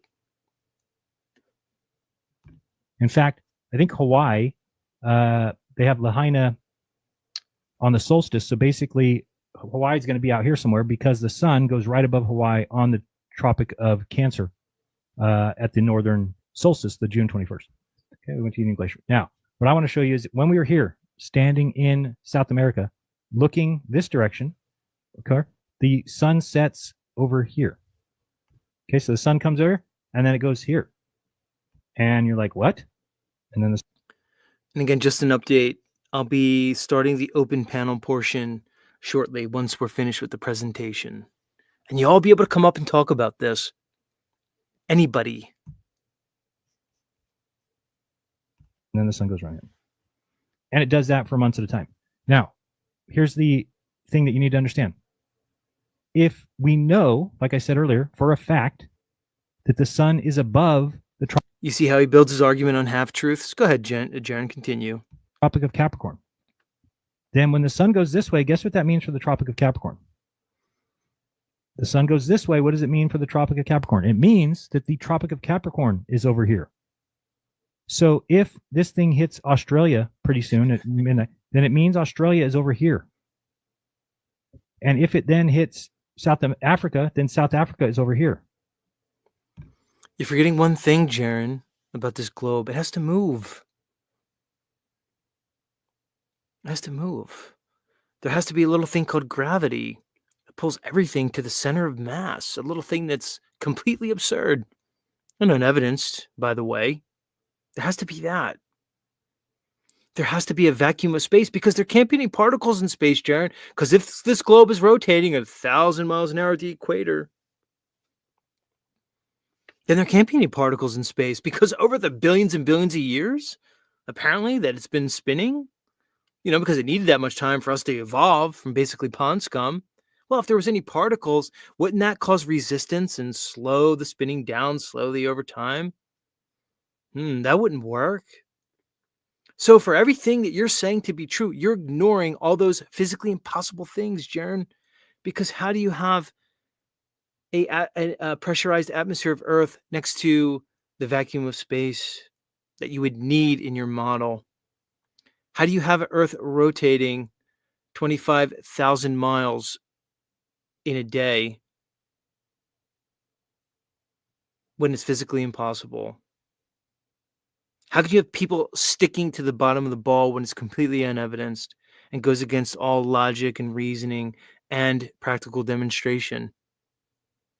The reality is there is no downward acceleration. Things don't accelerate downward, but I don't want to get into that now. And then it comes back to South America here. So how is that possible? Our map does this, but actually the real world tells us it does this. Any ideas? Any ideas? You should be able to figure it out. That if we're here and we're looking south and we see the sun and we call people in Australia and say, hey, where's the sun? And they say, it's above us. Then we understand what's going on. Oh, this is flipped underneath us over here. The Earth's a sphere. Fact. Number 5, the southern stars. This is very simple, that we don't have a mechanism for the southern stars. The mechanism used here in the Shane's model, if I press stars, okay, press it twice, there we go, we see these stars. And as we move the day, you'll notice that they rotate around like this. Okay. But again, we went and we saw it. What Eric Dubé was showing, he got in here. He was looking at the wall over there. Oops, not in, I don't want to see the sphere thing. Move this way. All right, so watch the stars over here. And I'm just going to laugh as they go through the rest of this, that they're just racing across the sky. But I'm not stopping it. We have to hear his argument. But that's not what happens in reality. They circle around a point. Now you might say, oh, well, that's what they show us here. Correct. So I'm going to show you why that doesn't work as well. But think about it. If the entire disk of the sky rotates around Polaris, then we would never see what we see, which is a backward set of moving stars over a south celestial point. Okay? The stars in the south appear to rotate a central point, the south celestial pole. If the Earth were flat, stars could not rotate around a single point in the south. That doesn't make sense. Instead, they should be stretched outwards towards the edge. Okay? The southern star trails are consistent for all locations in the southern hemisphere. And the spherical explanation is a spinning sphere naturally produces 2 points of rotation in the sky, one in the north and one in the south. There we go. Number 6, circumpolar stars in the south.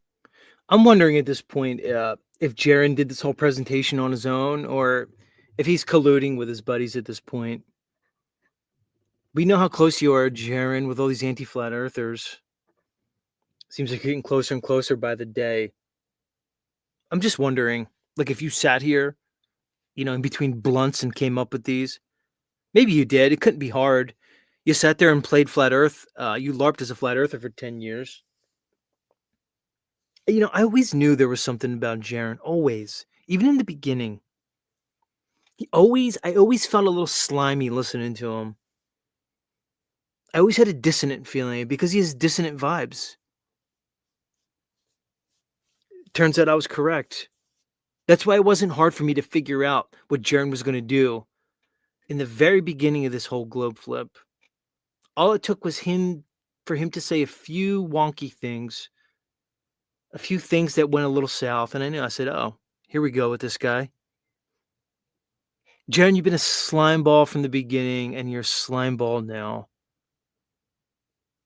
As you want to call people like, I don't know, people's models disgusting, you're actually disgusting. You're going to sit here and do this. And what's even more disgusting is your former friends that are going to let you do it. Karen B., Mark Sargent, Patricia Steer, on and on, Dave Weiss, Marty Leeds. You're all guilty. You're all complicit from the top down. You're all compromised, every single one of you. None of you will talk to me. None of you will talk to Nachiketa or anybody like us. We saw what you did to Jake the asshole. God, the guy had to do like fake NFL videos now to maintain his channel, and he's blowing you all out of the water, including me. You circled the wagons. You presented a false narrative. You're all controlled opposition, every single one of you. You should be ashamed of yourselves. The South. This one is huge. I think this is maybe one of the ones that made me go, what the F? And kind of realize my folly. We're going to put this guy back out here. Okay. I want you to see these stars here. Remember we talked about it earlier? Look at these red stars. These are called circumpolar stars. Why? Because they don't rise and set. If the person is in this bubble looking at them, it's just going to be like this. They just rotate around the spot. Okay. Now, where are these red stars in reality? In the flat Earth model, where are these red stars in reality? You know where they're at? They are all these stars out here. So in order for these stars to go around a central point, they need to be over here on the other side of the world, like here and here. But they're displayed for us over here circling. Oh, you're so boring, Jaren. There's no mechanism for that. There's no explanation for that. There's no understanding. There's no coherent belief about that. You just have to shake your head and plug your ears and close your eyes and be like, I'm not going to even hear that.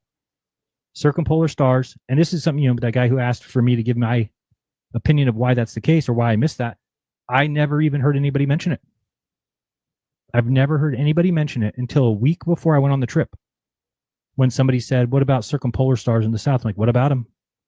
They're like the stars that just go around the South Pole. I'm like, yeah, there's just stars, just the way we match perfectly on the sphere. And the flat Earth cannot come across the Earth. They're coming from right around the South Celestial Pole. Number 7 is that sunset and sunrise times and angles match perfectly on the sphere. And the flat Earth cannot explain one of them. You've all... Oh, really, Jaren? The sunset and sunrise times and angles match perfectly on the sphere? Oh, you mean the same sphere and globe model that they reverse engineered from observation? You see, Jaren, it's kind of weird. If you see kind of like an hemisphere because of perspective and optics, it's not hard to then reverse engineer a globe from it. Of course, the sunset and sunrise times match. Of course, the angles match.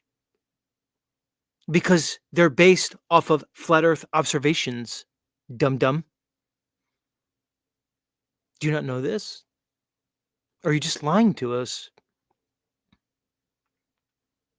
Why aren't you talking about that, Jaren? You know how they reverse engineered the globe from observation.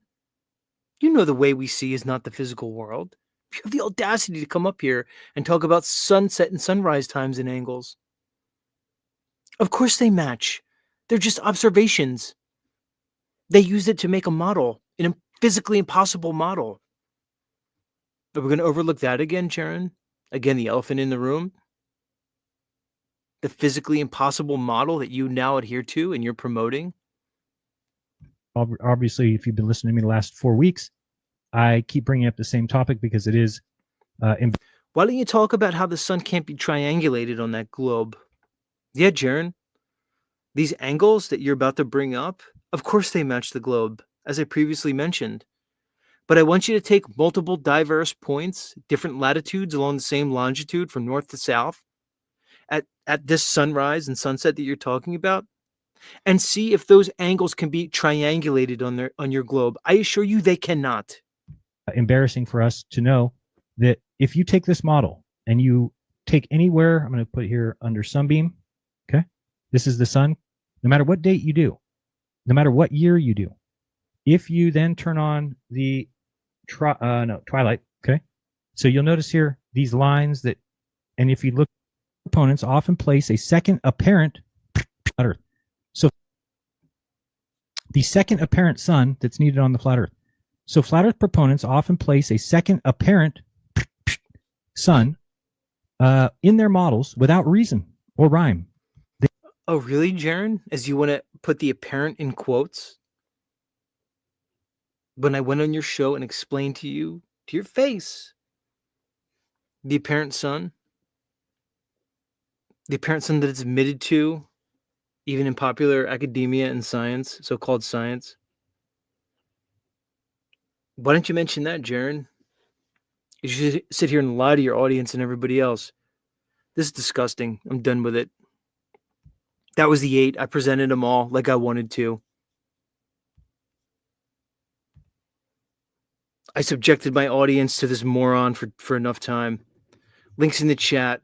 Come up and lend your voice to today's Z show. Come on up. Get up here. I'm not going to sit up here for hours and hours and hours and just monologue. I said everything I have to say to you, Jaren. It's funny. I seem to be the only one doing it. I don't hear anybody else doing it. Not really. I just see a bunch of people tell me that the final experiment was faked. And of course, all the straw man models that you presented, they're all still propagating. Like I said, if I'm the only one that's going to do it, I'll be the only one doing it. All right, come on up. I'm going to play a song. Give people time to get up here. I already see a person in the back. Please hold. I'll be with you shortly. I got to give people time to get up here. I need to get a drink. I've been yapping away for a while now. Come on, get up here. There's certain people that should come up. People in the chat talking about the upward vector, stop chatting about it. Hit the button and come talk. I can't have a conversation with people in the chat. I'm doing a live show in case you didn't know. All right, y'all. Don't go anywhere. Be back in a few. There is no curvature on Earth. Okay? There is no curvature on Earth. There is no curvature on Earth. Okay? Level is level everywhere on that sphere. Level is level everywhere on that sphere. Okay? Think about a Home Depot. It's not a mile long. Think about a Home Depot. It's not a mile long. Think about a Home Depot. It's not a mile. Think about a Home Depot. It's not a mile long. 25,000 Home Depots, end to end. 25,000 Home Depots, end to end. 25,000 Home Depots, end to end, end to end, end to end, end to end. There is no curvature on Earth. There is no curvature on Earth. Okay? There is no curvature on Earth. There is no curvature on Earth. Okay? Think about a Home Depot. It's not a mile long. Think about a Home Depot. It's not a mile long. Think about a Home Depot. It's not a mile. Think about a Home Depot. It's not a mile long. 25,000 Home Depots, end to end. 25,000 Home Depots, end to end. 25,000 Home Depots, end to end, end to end, end to end, end to end, end to end. Level is level everywhere on that sphere. Level is level everywhere on that sphere. Level is level, is level, is level, level is level everywhere sphere. There is no curvature on Earth. There is no curvature on Earth. Okay? There is no curvature on Earth. There is no curvature on Earth. Okay? Okay? There is no curvature on Earth. There is no curvature on Earth. Okay? There is no curvature on Earth. There is no curvature on Earth. Okay? Okay? Think about a Home Depot. It's not a mile long. Think about a Home Depot. It's not a mile long. Think about a Home Depot. It's not a mile. Think about a Home Depot. It's not a mile long. 25,000 Home Depots, end to end. 25,000 Home Depots, end to end. 25,000 Home Depots, end to end,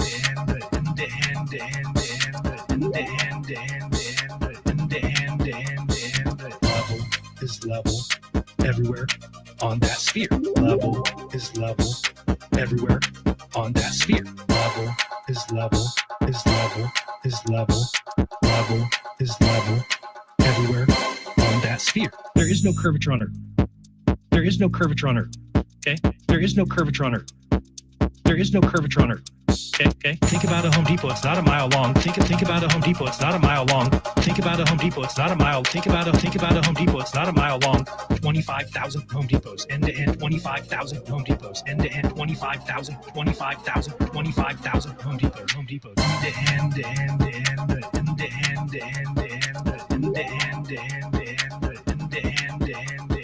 Level is level everywhere on that sphere. Level is level everywhere on that sphere. 25,000 Home Depots end to end. God, that's a lot of Home Depots. Jaren, instead of this globe flip, maybe you should have applied to Home Depot. You're gonna do a real job. Maybe Home Depot would have been a better option for you. Maybe you would have kept your soul, Jaren. Where did you work before? CVS?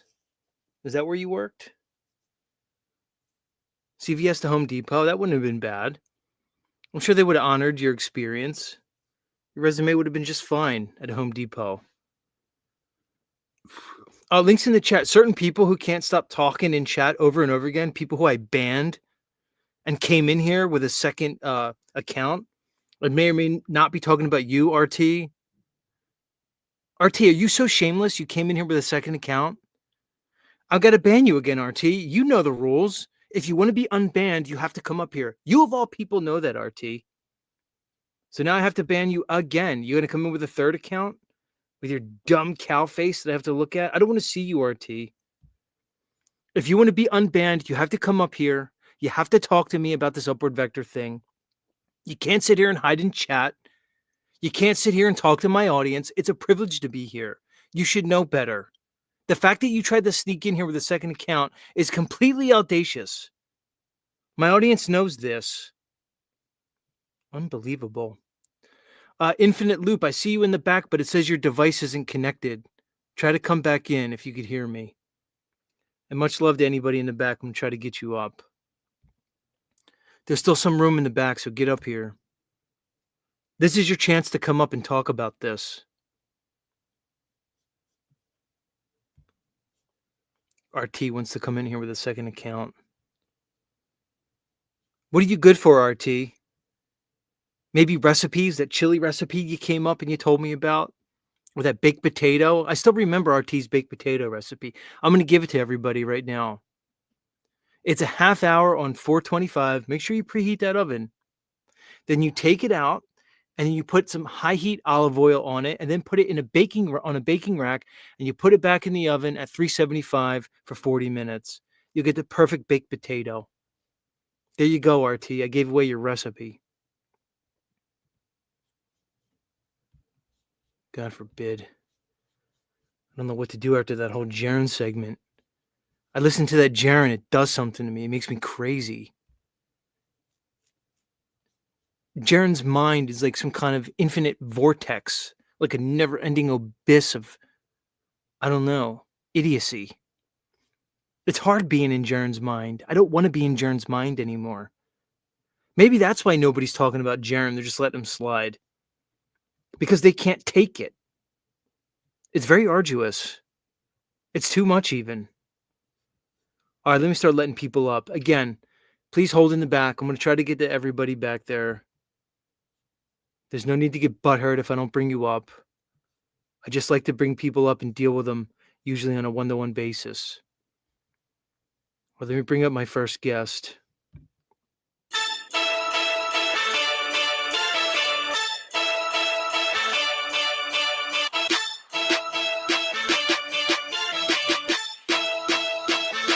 The king is here. When I step up in the building, fanfare, I'm loved by the millions. The king is here. Show respect and loyalty. What you looking at is royalty. The king is here. Where I belong, sitting on the throne. You a clone, you should move along. The king is here. I'm the one holding the crown, going bow when you see me come around. The king is here. Coming at you with a head of steam. I'm the illest you ever seen. Ain't no debating that I am the king. I'm the greatest at everything. I'm here. Hello. King Steven, welcome back. Thank you. As the owner of a few Home Depot stores, I just want to offer Jaren a job. If he needs a job, I own a few as investments, and I don't know if I wouldn't hire him as a manager, but maybe to start off an assistant manager or something. Really? I mean, do you know his Yeah. qualifications? He apparently was the manager of a CVS. I don't know if you know that. Yes, but my Home Depots are at a higher level. He was I heard he was a manager / janitor at the CVS. He used to clean the toilets, and he used to bitch and complain about all his duties at the CVS. So I would have him, just to try out. I don't fully trust the guy based on what he's done on this. So to have him working for me, he's going to have to prove that he's trustworthy and loyal. I don't know. I heard that he pimped his wife out. I don't know if you heard that, but he used to pimp his wife out and get cucked like guys would fuck his wife, and he was cool with it. So Wait, I don't know about hold on.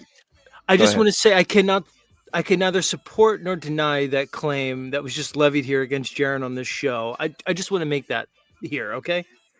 Yeah. He if he has a problem with that claim made by me, he can come on my show on the Sanity Machine. I run a live stream, and he can talk to me one-on-one. I don't know if he has the balls, but he could come on there. He loves the spinning ball, but I don't know if he has balls to come on my show. So do you know that he apparently has a monster penis? And if so, how do you feel about that? He claims to have that. I first heard him say that to, I think, Jake the Asshole years ago. They had a feud going. That's what I remember. Yeah, I remember that. And Jake is a real little guy. Like, he's really tiny. I don't mean his penis. I don't know about that, but his height, he's very small. Jake is he's kind of the size of Jack Talcott. They kind of are around the same size. Oh, Jack's here in the chat. I just noticed. Hi, Jack. How are love you Jack. doing? Many blessings to Jack. Yeah, So hold on. I'm good friends with Jack. We love Talcott, but here's the thing. So yeah, apparently Jaren challenged Jake the Asshole to like a penis measuring contest. Okay. Yeah. Now, here's the thing. I mean, are you basically claiming that you think Jaren would win given the diminutive proportions of one Jake the Asshole? Is that what you're talking about? No, Jake's an asshole. He might win. He might be able to dick smack Jaren. But what I remember from that contest, I remember hearing something about Jaren saying, "Win or lose, Jake, you get to fuck my wife."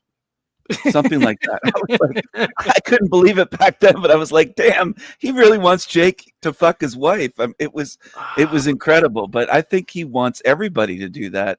I think Misty or Missy or whatever her name is, she's just allowed to run wild out there and hoe it up. Like, her hoe phase is from now until the grave. It's from then until death. Jaren's like, have the whole face for life, honey. You go and fuck every guy that you can. I am friends with Jack Talcott, by the way. I'm going to be his new co-host on his show. We worked it out the other day. Yeah, so Steven, hold on. I have somebody on the line, and they think they want to join into this conversation, okay? Okay. And he's a good friend of the show. Let me get him up here. It's not that Joshua kid, is it?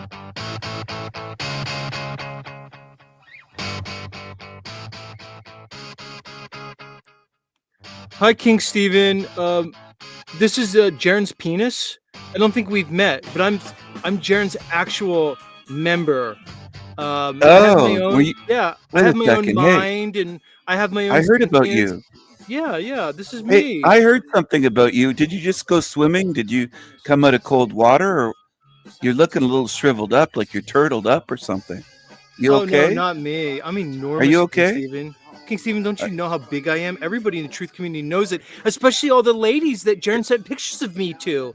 Don't you did know, you King just go Steven, that swimming? Because there's significant shrinkage. I think you're experiencing. You're kind of no, turtled up there. Are you frightened? Steve, there's plenty Talk of to me. evidence from all the ladies around the flat earth community about how huge I am. Okay, so don't get with the shrivel thing. Anyway, so I heard you talking shit about Jaren, and I have to agree with you. Jaren's a real asshole. You know, it sucks being his penis. I have to walk around in his underwear all day, Oh flipping, yeah. flopping Ugh. around. You're Yeah, by his skid marks. You're by his asshole, yeah. right? Does he have And two balls or one? Jaren's penis. Does he? oh, Is his he a balls. one baller? It's weird because I'm so huge, but his balls are tiny. I don't know. I Oh, can't he's explain got. it. It's Oh, strange. damn. Does he have Yeah. shriveled up raisins, like old dried up raisins or something? I don't know. It's weird. Do you want to know something else that's kind of weird? Yeah, sure. Yeah, Jaren lets me fuck his wife. Did you know that? Uh, well, he lets everybody fuck his wife. I mean, that's not special. Come on, come on, dude. You're not the only one. You're not the only penis that's been in there. Like he said he's cool with his wife going out. Fuck, they're in an open marriage, I guess. Hey, I don't know. Again, I cannot confirm nor deny that. Let me ask you, in all seriousness, if we could be serious after I just pretended to be Jaren's penis, what do you think about this thing that Jaren's doing now? All of a sudden, he's just embracing normie constructs of globes and mainstream science. Like all of a sudden, what do you think of it?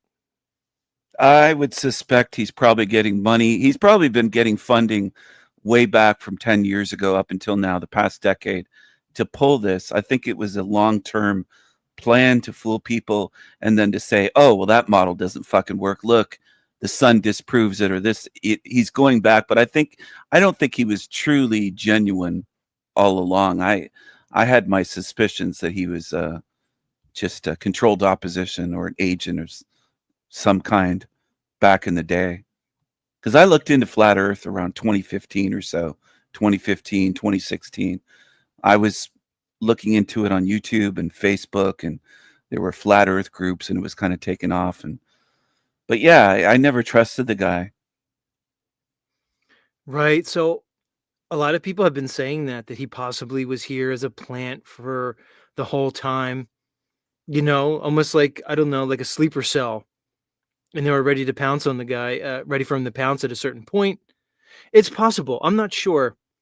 I don't want to make any claims that I can't support, but I do really think that he's been compromised, at least now.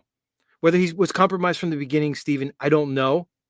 But I would agree with you that he's completely compromised. The argument that he's making goes against everything that he knows. It's completely crazy. He just flips to the globe. Meaning to say, if this really happened, King Stephen, and he started to question his beliefs, don't you think he would take some time? He'd back off of YouTube. He'd kind of question things. Maybe he'd go get a real job. He'd almost have like a trauma response. And then he'd come back. This thing that he's doing, it's completely fishy. And I think it completely evidences this fact that he's 100% compromised. It's extremely fishy. I agree. And he's never even been sponsored by Home Depot. And he just talks about Home Depot all the time. Like he's got a weird Home Depot obsession, and he's not even sponsored by Home Depot. But I do agree. And I remember, I haven't watched his show in years. I remember the Baby Truthers show beginning a few years ago, I think, when that Russian vids guy was calling him a baby truther. And then he came up with this Baby Truthers show with Rose and Weiss and somebody else. Like it was like a weird cast of characters. But I remember somebody called into that show and they read him an article a few years ago, and it said that NASA says, Jaren, Uranus smells like farts. and, and Jaren didn't disagree. His viewer called in and said that, and Jaren agreed with it. And I knew there was something stinky and fishy about Jaren ever since that moment. Our King Steven, much love, dude. I'll talk to you soon. Maybe I'll stop by your channel one of these days. I don't know. Any closing Yeah, thoughts? you should come on. That would rock the boat a little bit more. I think it would be good. Yeah, I think I You're would always enjoy welcome. it. Yeah, I think you would have fun on my show. I have fun over here, so cheers everyone. Have a good night. I'm going to go start my live stream. Take care. King Steven, everybody. I don't mind that he shills his show. He's funny. It doesn't matter. It doesn't bother me. He's a good contributor and he makes me laugh. Infinite Loop, welcome to the show. Can you hear me? Infinite Loop. Oh wait, hold on. He's dropping all over the place. Come on, Infinite Loop. Try coming back up. It looked like your other thing was connected.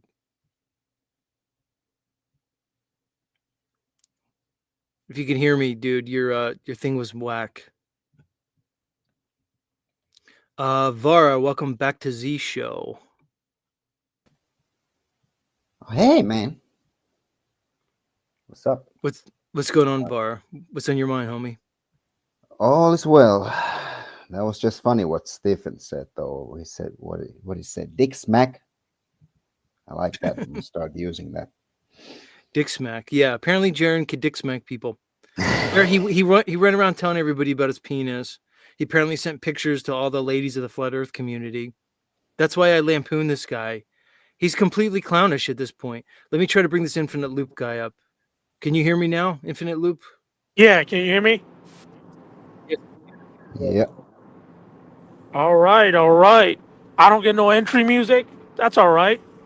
Maybe later. Hey, I don't get one either yet, man. You gotta earn it. All right. So, Z, let me ask you something. So, every other person, whether it's Flatzoid, whether it's Jaren or Jaren's penis, every single one of them has some kind of a claim. I haven't heard a claim from you. What's your claim? My claim is what it's always been. Earth is level and horizontal. That's my claim. Okay, what the fuck does that mean?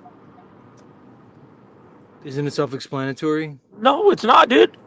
Because your claim, Flatzoid has the same claim, but he is saying the TFE is fake, and that's how he justifies his claim. Jaren is on the opposite side saying TFE is real, therefore it's a globe. So you're saying Right. it's flat, So hold on. plus it's a hoax. Or not a hoax, sorry. Right. So what? I'm not playing into their false binary that was created by Will Duffy. Just because I could think and use logic, what's the problem?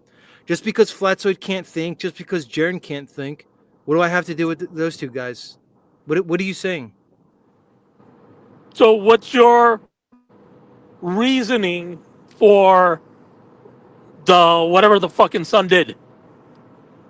Did you just not listen to I just did about an hour and a half presentation, so I won't have to sit here and answer these questions. Did you listen to my show or not? I listened to the first. I just got in the car, so I listened to it in the beginning. I don't need your whole life story. I asked you, did you listen to my show or not? No. Okay, well maybe go back and listen to my show. I don't need to redo the show because you weren't paying attention. I don't have to do that. Why would I do that? You can't answer a fan? You could just go back and watch my show and then come back and see if you still have the same question. Are you going to be here in another hour for me to go back to review it? I'll give you the basics, okay? The optics of the sky don't invalidate the physical world that we live in, man. Okay? So what the celestials are doing with the illusory sky really doesn't make a difference with the ground. The globe is impossible physically based on practical demonstration and applied physics. You can't overlook the elephant in the room. Okay, just to say, well, the globe model works based on celestial observation when that same globe model was reverse engineered off of our perspective doesn't fly. Do you understand? Plain and simple. The globe's impossible physically. I don't have to go into the whole thing with you. If you want to ask me why it's impossible physically, I can tell you, but I just laid it out in my whole show. You're going to bore my whole audience, and I don't want to do that. No, here's the thing. Fine. I will agree with you that the globe is impossible. I will agree with you that they reverse engineered the celestial and they fucking created their model. Fine. No argument there. But if they reverse engineered it and the globe fucking predicted whatever the sun did, then the sun fucking did that shit, right? And you agree. The globe doesn't predict anything. Do you understand? It's just a model. Well, It's a model fucking that's model physically predicts shit. impossible. You can't. Yeah, but you can't live on their model. It doesn't make it reality, dude. No, Let me a model let predicts me shit. talk about you. Hold on. Let's talk about you. What's your whole deal, Infinite Loop? Why are you in the dark? What are you doing right now? Are you I'm driving? fucking driving, yeah. I'm trying to be safe. Fucking drive with hands free. Well, I'm kind of Okay. in the dark too. What's your position on the cosmology? I'll indulge this conversation. Go ahead. Sure. I don't fucking know. Other than I'm on a fucking Earth. I live in a fucking state. Other than that, I don't fucking know. I'm not smart enough to fucking go figure shit out. I'm not gonna go measure shit. And I got a Hold real on. You life to don't have live. a mind. You don't have a mind. You can't think. You just need Sure. to be told things from the authority figures. They're going to define your world for you. That's the world you want to live in. A What world are where they somebody defining? tells you, What are they defining? look, you're telling me you can't think. So No, basically, you're no. ceding your sovereignty. Hold on, man. What's your All problem? right, go You for asked it. me a question, and you asked me a question. Hold on, I'm going to put you in the back. Ice out a little bit. Ice out. You did he did my number one faux pas. He asked me a question, and then I went to answer it, and then he cut me off. That's my number one faux pas. It gets What is that? emotional, man. Some people are just so passionate about, you know, I guess. Lucky Haskins, welcome to the show. Hey, what's up, brother? Am I coming through? Loud and Yep. clear. All right, beautiful, man. What's been going on? Here I am, by the way, man of my word, as I always say. I told you I would come on your show and talk to you, man. And I just showed up at your live here, and Miss Norabella said, "Hey, call in." So here I And am. here you are. Here I Vera, am. I'm gonna put you in the back. Hang out backstage. Yep. I'll bring you back up if you want, all right? Let me start by saying, very good look lately, man. I've kind of haven't been online a lot, but when I see your live or whatnot, I try to pop in, or I'll watch it later when I see it show up in my feed, watch it the next day or whatever. I saw some of the stuff you did with when you had RBB on. That was very cool and very good look for you, man.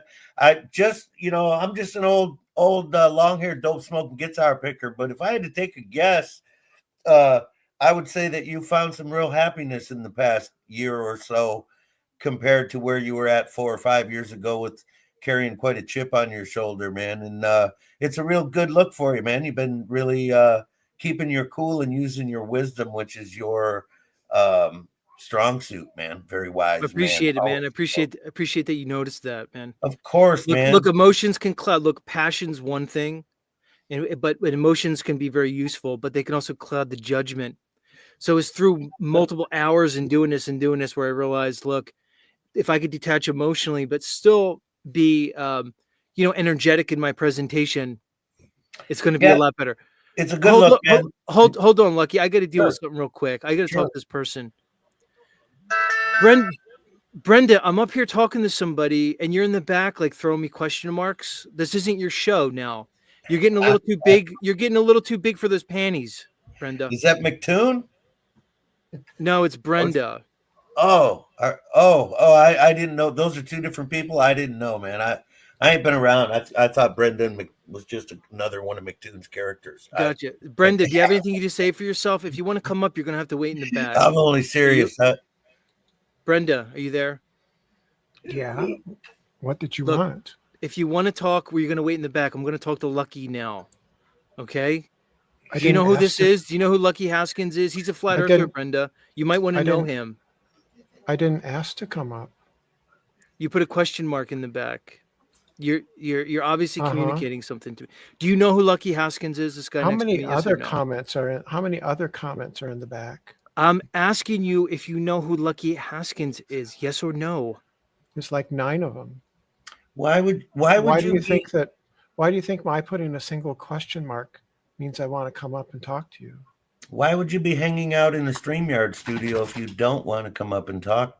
That seems odd. I mean, hey man, I'm old school, but I never have done that. Why would I click on StreamYard in the first place and be in your studio if I don't want to come up?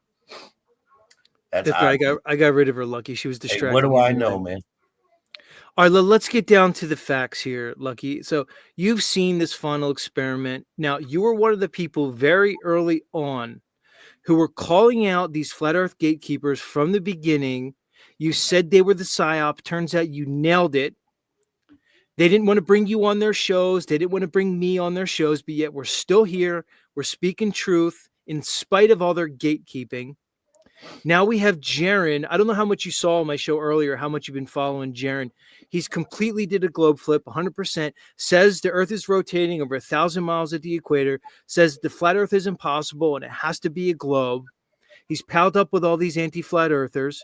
He completely betrayed the community in so many ways. I know you watched this go down. Like I said, you called it from the beginning. Did we see YouTube just simply promoting people in their algorithms, presenting a false dichotomy, presenting a basically Hegelian dialectic as they gave us a model, as they told us what this flat earth model is, and they strawmanned all of us into this model, and then they burned it down? Your thoughts? I would have to give you a resounding yes if you're asking me my opinion. That's my opinion, right? No allegations to anybody. My opinion is a resounding yes. In fact, I talk about timelines and stuff and how fast all this happened, but humans are caught up in the current, right? The current, caught in the current events. What's current events? Just keeps you caught in the little whirlpool of the current, so you're never looking at what they're really doing, which is all on a much bigger timeline, whether it be 100-year plan or whatever their plan is. It's certainly they really don't give a shit how your life goes this week. Z, you know what I mean? They just want you distracted with the television propaganda. That's the current events, caught in the current. But when I talk about timelines a lot, I brought this up kind of recently is about they've always owned the printing press. They've always ran and controlled the media and the printing presses and the newspapers. And of course, since the inception of the television, they always ran and owned and controlled all of the stuff coming in on your television. So then I asked people, so what's the percentage of a movement as big as Flat Earth and as important of a conversation as Flat Earth? What would you think the percentage would be? And I usually just say, I'll leave that up to you guys. But one time, the number 85% rolled out of my mouth, right? And I'm talking about well-watched channels. There's a distinct difference, isn't there? Like with channels that just seem to have innate success, and you go there and there's going to be X amount of views and the live chats are successful and everything just goes hunky-dory for these channels. And not that I was a view chaser, right? I think my channel could have done pretty well had I pursued that, or done better had I pursued, getting involved with chats and all that. So it's not about me or my channel. It's about what would be the percentage of the controlled opposition. And I would have to say I would certainly lean that it's high. Okay. And so if you look at it that way, then you got to go, well, who are they? Well, I can tell you this, Z. As you know, I've had a couple of kind of meetups up here at my camp. And just to throw this out real quick, like the last one was 4 truthers, what I would call pretty diehards, right? People that have been around, truth seekers, not just flat earthers, but truth seekers also happen to be flat earthers. And so we get to have that conversation in private. So it comes up like during the first beer, right? Like, who's the shills? I can tell you this, Z, 4 different truthers from 4 different parts of the world, the same name rolls off the tongue instantly, right? This was a couple of years ago. I'm not talking about after all this crap we went through. So I think a lot of real truthers have always had their little list of top 4, top 5 that they're at least leery of, and they know, hey, if there's controlled op, who is it? Well, duh. And it's just my opinion, man. I learned a long time ago bringing up names, name calling, allegations gets you nowhere, man. and you know what? If you're messing with the COINTEL and the powers that be, man, they can piss all over you really hard too. They don't hold the punches. You know what I mean? Well, that's the move, Lucky, is I know they did that to they you, man. I seen it. I seen what he did to you, brother. You came on with good intentions and were very kind, and he made a whole new word up about you and made a song about it, and that kind of shit. I don't know, man. But to me, to be honest, on the Jeran thing, as soon as Will Duffy showed up and mentioned the final experiment, there was this first wave of everybody saying, oh, the flat earth community's going nuts. They're losing their minds. They're all saying we shouldn't go or we don't want to know. And I kept asking Jaren and particularly Austin in the chat on a live stream with Austin. I said, name one. Like Jaren is going, oh, it's all the flat earth community. They're all being this and they're all being that. I never seen one of them. It was all one-sided to me. Was all coming from that one channel, Jaren's channel, right? With all due respect, that's what I saw, and it seemed really obvious to me. It's like, well, wait a minute. He seems to be the one egging on all the flat earthers, and then doubling down on the backlash when they say something. When I go, what do you mean I'm dumb, Jaren? I didn't say that you shouldn't go see the sun. That's not what I meant. Oh, that's what you mean. You're a fucking penis. And I'm like, wow, is this one-sided? That's how it looked to me. Like, I did not see what he described. I did not see the flat earth community rising up and going, oh, fuck Jaren for going down there to look at the sun. I saw none of that. I think most real flat earthers were like, okay, cool, we're going to get some more data. That's how I seen it. But again, never, ever has the sun been any part of my flat earth journey. Just hasn't.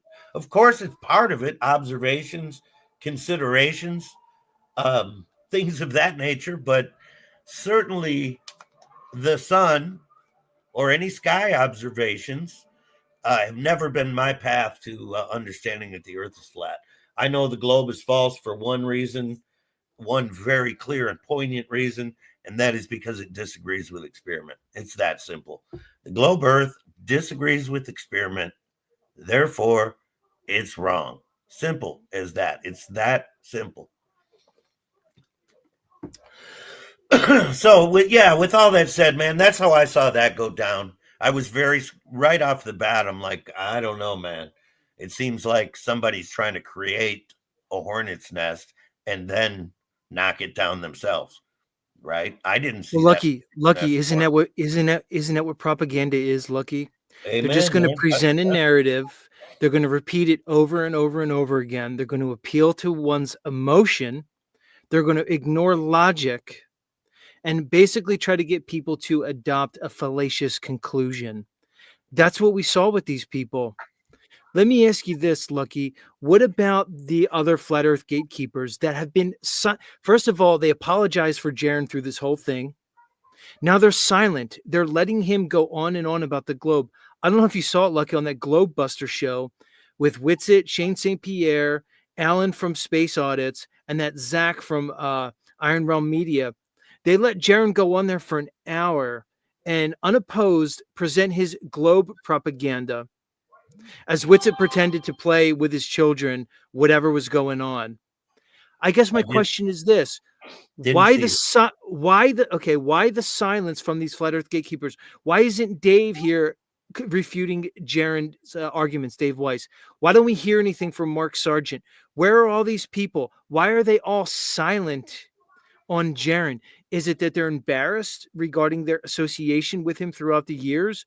Or could it be something a little bit more organized, a bit more of collusion? Is it possible that we see this whole group of people that were promoted from the beginning now, again, like I said earlier to you, presenting this Hegelian dialectic, this good cop, bad cop? So Weiss can come up here and promote his circling sun model, and he could shill his app, and then you could have Jaren on the other side promoting the globe, and they could sit here like a WWF wrestling match, good guys versus bad guys, babyface versus heel, and just give everybody a show as they promote themselves through the algorithm, and guys like us are going to get suppressed more and more. What do you think about these gatekeepers? You don't have to mention them by name. Man, it's a bitter pill to swallow, right? But like I said, you have to be realistic, and coincidences have always been really tough for me, man. And you got to start by looking at, is there some percentage that's controlled? Well, you would certainly expect that there would be, right? I mean, unless we're wrong about everything that we've learned about who runs and owns and controls this realm, of course they're keeping a close eye on this type of media, right? And the best way to run it, as we know, is to control it. The best way to run the opposition is to run it. The best way to beat the opposition is to run the opposition, right? So with all that said, man, coincidences, this is another one I hear nobody saying, and I almost feel bad for saying it, because there's some people that aren't here to defend themselves, and there's some very nice people involved. First of all, let me say that there's one thing consistent with all of the channels that you would be mentioning and perhaps calling gatekeepers. One thing I noticed consistently across the board is they all have really good abilities to be really nice guys. Really nice guys. Boy, they can be nice guys, hey? Super nice guys, man. It makes it really hard. Trust me, man, because I think they're all nice guys, man. It makes it hard. And so I was just thinking about that recently. I'm like, they're all fucking nice guys. What the hell? Okay, so there's that. Nice, Lucky, you know, House is nice guys. Politicians are nice guys. Part of the gig, right? Cops are nice guys. You know, when you meet them in real life, they're so nice. All those guys that drive their car to the Mason Hall for their little meetings each week, they're all nice guys. And if you They're all pull a nice guys. blunder, Bill Gates is a nice guy. if you pull a blunder like Beyond the Curve, the Netflix show, you better be a nice guy if you plan on resurrecting your right. Only a nice guy is going to maintain your position in the so-called community. Yeah, I'd be a pretty nice guy too if I was just involved in the Netflix show Beyond the Curve. Again, coincidences, man. I keep chewing on this one. It was the Globebusters crew that was involved in Beyond the Curve. Now, people that followed my channel know what I said about Beyond the Curve. That's when my channel stopped growing, is when I said that out loud, made a video and said, it can't be an accident, because nobody would approach the big show like that. And if you're a YouTuber with, say, 40,000, you kind of understand show business a little bit, right? Like a guy like Jaren or something. He should understand a little bit about what he's involved in. Now he's going to go on Netflix. Hey, Netflix is going to have me on. I was never able to swallow that they went there, both of them, and tried something new, like Bob's new piece of equipment, right? You're telling me he didn't even have a day to check it out before the Netflix cameras are in front of him, right? Are you following me? It's like he didn't know what it was going to read, and there's Netflix crew and all that. Now, listen, man, when you've got a show to do, that's going to be a big deal. Shit, I'm going on Netflix, right? You're going to prepare yourself, man. You're not going to go there and wing it and try something new. You're not going to buy an extremely expensive piece of equipment and let them be there with their cameras while you figure out how it works and what it's doing. Couldn't you take a week with the son of a bitch first? I get it. There's time constraints. That's how my audience responded to me. I lost like half my audience overnight. And they're like, it was an accident, man. It was, and I said, okay, well, if I'll give them that. I'll grant that. If it was an accident, though, there was a lot of ignorance involved, because that's a horrible move. And anybody with even a lick of sense should know that, man. When it's showtime, it's showtime. And let me tell you, there's no bigger show than going on Netflix. You're going to be on a Netflix documentary. That's fucking showtime, man. You go in prepared. You do an experiment that you already know how it's going to go, right? You do one that you practice at home and go, well, I'll show them this experiment. Or if you've got a new piece of equipment like the gyroscope, you check it out first and you know exactly what you're stepping into. That was my opinion.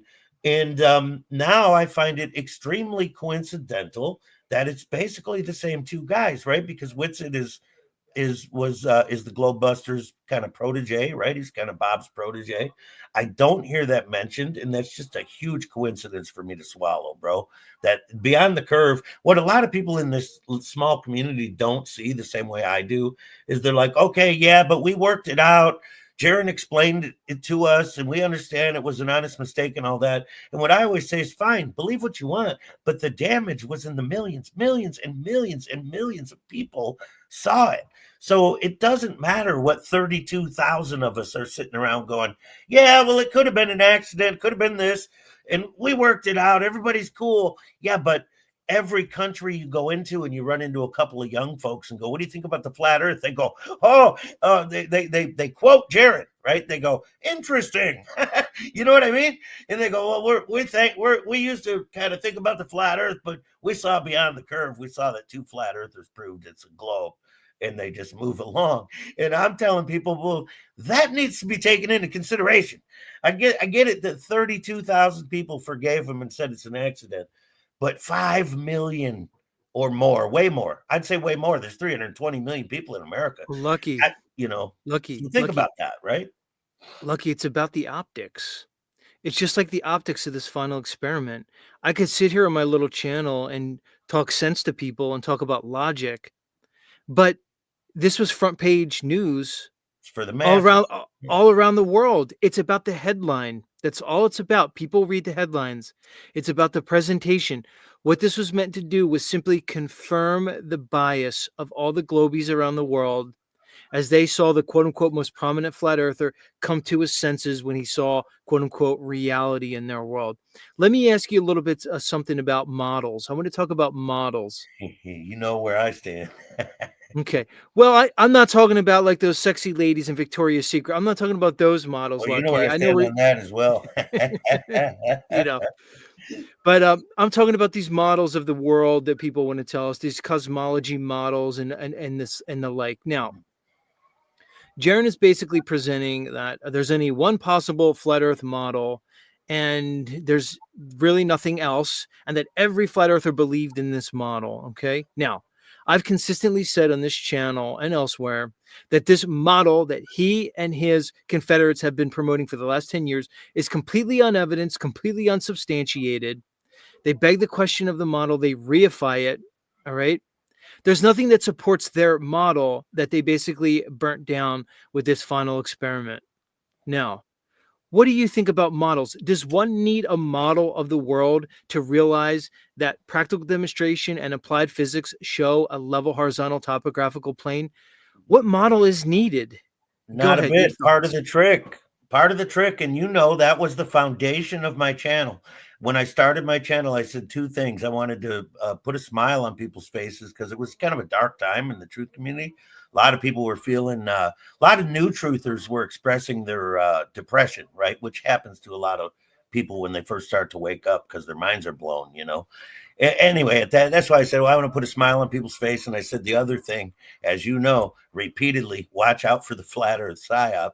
And I always back that up by saying, keep both boots on the ground. If it disagrees with the experiment, it's wrong. If it's not demonstrable, it's not even science, don't listen to it. And if you want to believe it's science or call it science, fine. But understand that if it's not demonstrable, any agenda can be inserted in there. And they are very slick about inserting agendas into their science and calling it science and making people believe that it is truly unbiased science. When the whole foundation of the globe earth is biased from step 1, and everybody knows that, even the top level PhDs and everything know it's biased to the Copernican principle, and they just are fine living with it because everyone else lived with it, Then they go, is it all, what do you think all, like I had a professor ask me, do you think all the scientists are in on it all across the board? I specifically, I go and I watch an old timer who's a geologist, right? Up here in the UP, he's retired, but he was here before they were saying meteors were what was these craters and stuff all over, right? They didn't have this theory yet that meteors had crashed into Earth. He was a geologist before that. And he walks you through the process of how they were looking at anomalies on the Earth and saying, well, this is basically impossible in our narrative, right? Our little fake history timeline. How are we finding these rocks over here and then same rocks in Russia? And you get what I'm saying? They're finding things that are anomalous and shouldn't occur based on our history. you know. And so then he calls it a scientific advancement. But this is a geologist. That's all he was ever. The dude looked at rocks. And he says, well, after NASA made their scientific advancements, we then came to the scientific understanding that meteors are likely what caused this. And of course, then that quickly moves through science to meteors are what caused this. Get it? So he's literally tells you, walks you through the process of what they call scientific advancement. And what that is just more adherence to the Copernican principle, which is faulty at its very premise. It's faulty to its core, you know. Well, Lucky, that's it. What they do is they present or they posit an idea based on a presupposition. All right. And then they build the entire argument based off the presupposition, but it's unevidenced. Absolutely. Okay. So they just, when you trace the line of reasoning back, you basically come back to a belief. People don't understand that they are believing in a globe. They're believing in evolution. They're believing in the periodic table and the so-called elements. All right. These are merely beliefs. They're not proven, which means they're not real. There's no evidence to substantiate them. But here's what I want to do, Lucky. I want you to stay up here. I want to let some people up that want to talk to you. If Sure, you'd be man. so willing. Sure. Miss Norabella, welcome to Z Show. Hi, Hey. can you hear me? Yes, I can. Hi, Lucky. I just ran through the snow just to say hi to you. Awesome. I can't see you, but I can hear you. You're both gone at the moment. Yeah, Yes. I'm gonna keep my camera off just for like Oh, security. hey, no problem. So you got my last comment that I left on your channel, Yeah, that was super nice. Thank you. and I'm still. I mean, why does everything have to come down? You know, I just I had enough, man. You know, I've been a pretty active part of I don't want to say this community because the community has shifted around and stuff over the years, but I've been pretty active in the truth community for over 10 years, you know, and yeah, I've had enough, man, and I don't like some of the directions it's been going recently. And you know, at one point, I don't know if you heard that one video. I said, "What do I do now? Make a year's worth of videos saying I told you so? What do you want me to do, man? I don't have nothing left to say, man. It's just become like a you know, kind of a clown world, you know, online, and it's just gotten very strange, man. It's gotten very strange. As far as taking all my videos down, I can't say I really have a direct explanation to it, other than I figure that I, you know, since I already have a YouTube channel, I want to use it, and I'll probably use it for online purposes as well, and keep making videos and song videos and whatever. Right.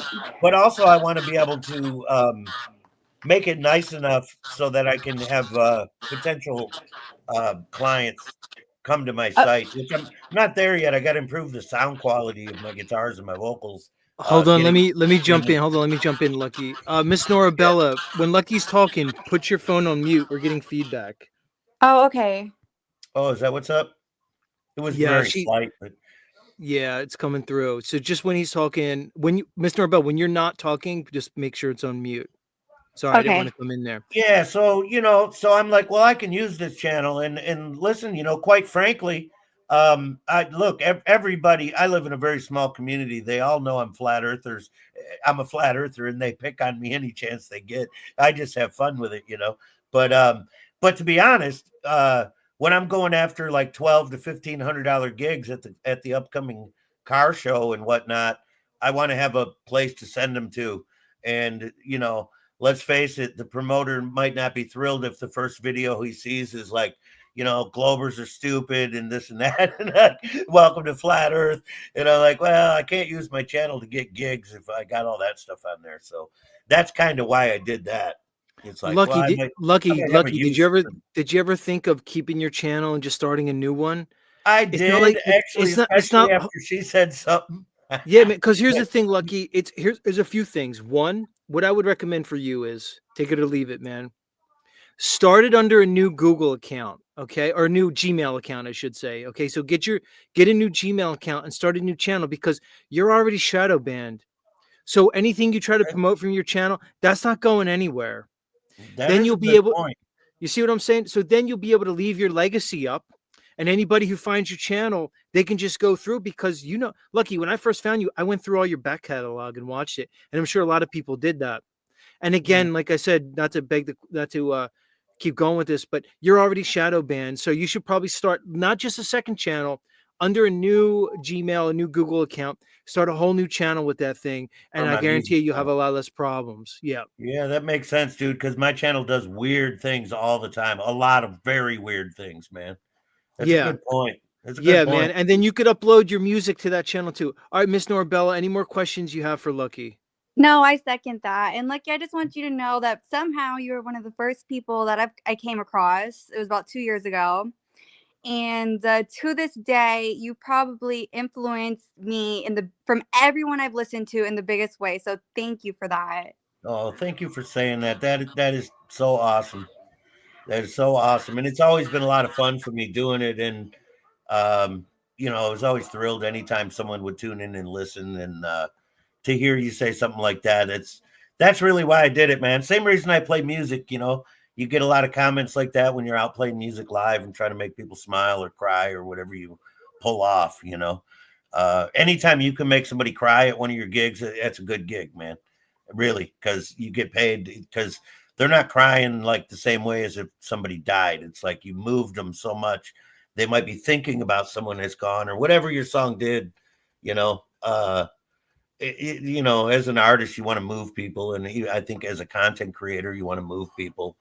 But like you heard me say a couple times, man, there's just no world in this. I even gave Austin from the Mellow Dome. I made that video with some really kind words for him, even though I said he had 2 sons, not 3. I apologize for that. I called him my friend and then said he had 2 sons. He's got 3 sons. That's important. It makes a difference.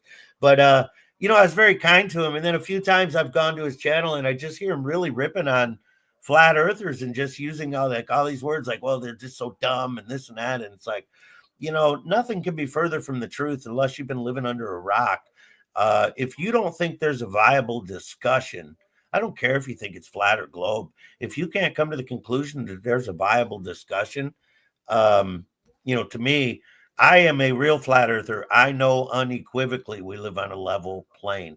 Why? Because this sounds so ironic to all the globe believers, but because I will not become a science denier or allow them to poke me in believing in science that's around a corner somewhere. Look, if it disagrees with experiment, it's wrong. I had a glober recently chime in and tell me, Richard Feynman's famous for this statement. He said, no matter how beautiful your theory is, if it disagrees with experiment, it's wrong. Now we saw the 24-hour sun. We know flat earth is wrong. I literally chimed in and commented back to him just to laugh at him. I said, one thing you should never say as a glober is if it disagrees with experiment, it's wrong. Because to believe in the globe, you have to go, this disagrees with an experiment. Let's add a theory. Wait a minute, even that theory disagrees with experiment. We're going to have to add another theory onto that theory to pretend that theory could disagree with experiment if our theory about our theory is correct. And then anytime you go, wait a minute, the globe disagrees with experiment. Well, you don't understand our theories. Yeah, but you're using theories upon theories that are presupposed to other theories on a faulty hypothesis. And every single time it disagrees with experiment, you invent a new theory. I mean, I hear globers saying, we've proven warped space-time. I mean, dude, that's what I mean about people. People can't even enter the conversation. They're so lost in a cesspool of propaganda horseshit, they don't even comprehend the conversation. I think very few people truly comprehend the conversation. And yes, making people think it's about a model is a great way to confuse people with low comprehension skills. Of course, flat earth has nothing to do with a model. To know that the earth is flat, you need no model, nor does having a model of a globe make the earth a globe. The model is irrelevant. Fun stuff for scientists to play with, fun stuff for people to gawk at. That is it. No model required to know the earth is flat and level.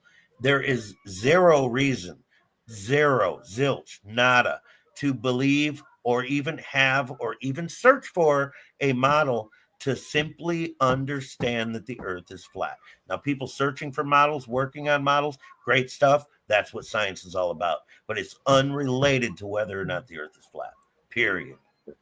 Good stuff, Right? Lucky. So, All right, Miss yeah. Norabella, hold on, Brenda, please. Oh gosh. Miss Norabella, any final thoughts? No, that's all. Bye, Lucky. I'll talk to y'all later. Hey, thank you so much for running to the through the snow to talk to me, and it's great to finally talk to you live. And yes, you've left me several nice comments recently, and I really appreciate it. And yeah, you know, the winds of change are blowing, Miss Norabella, and there's lots of young guns.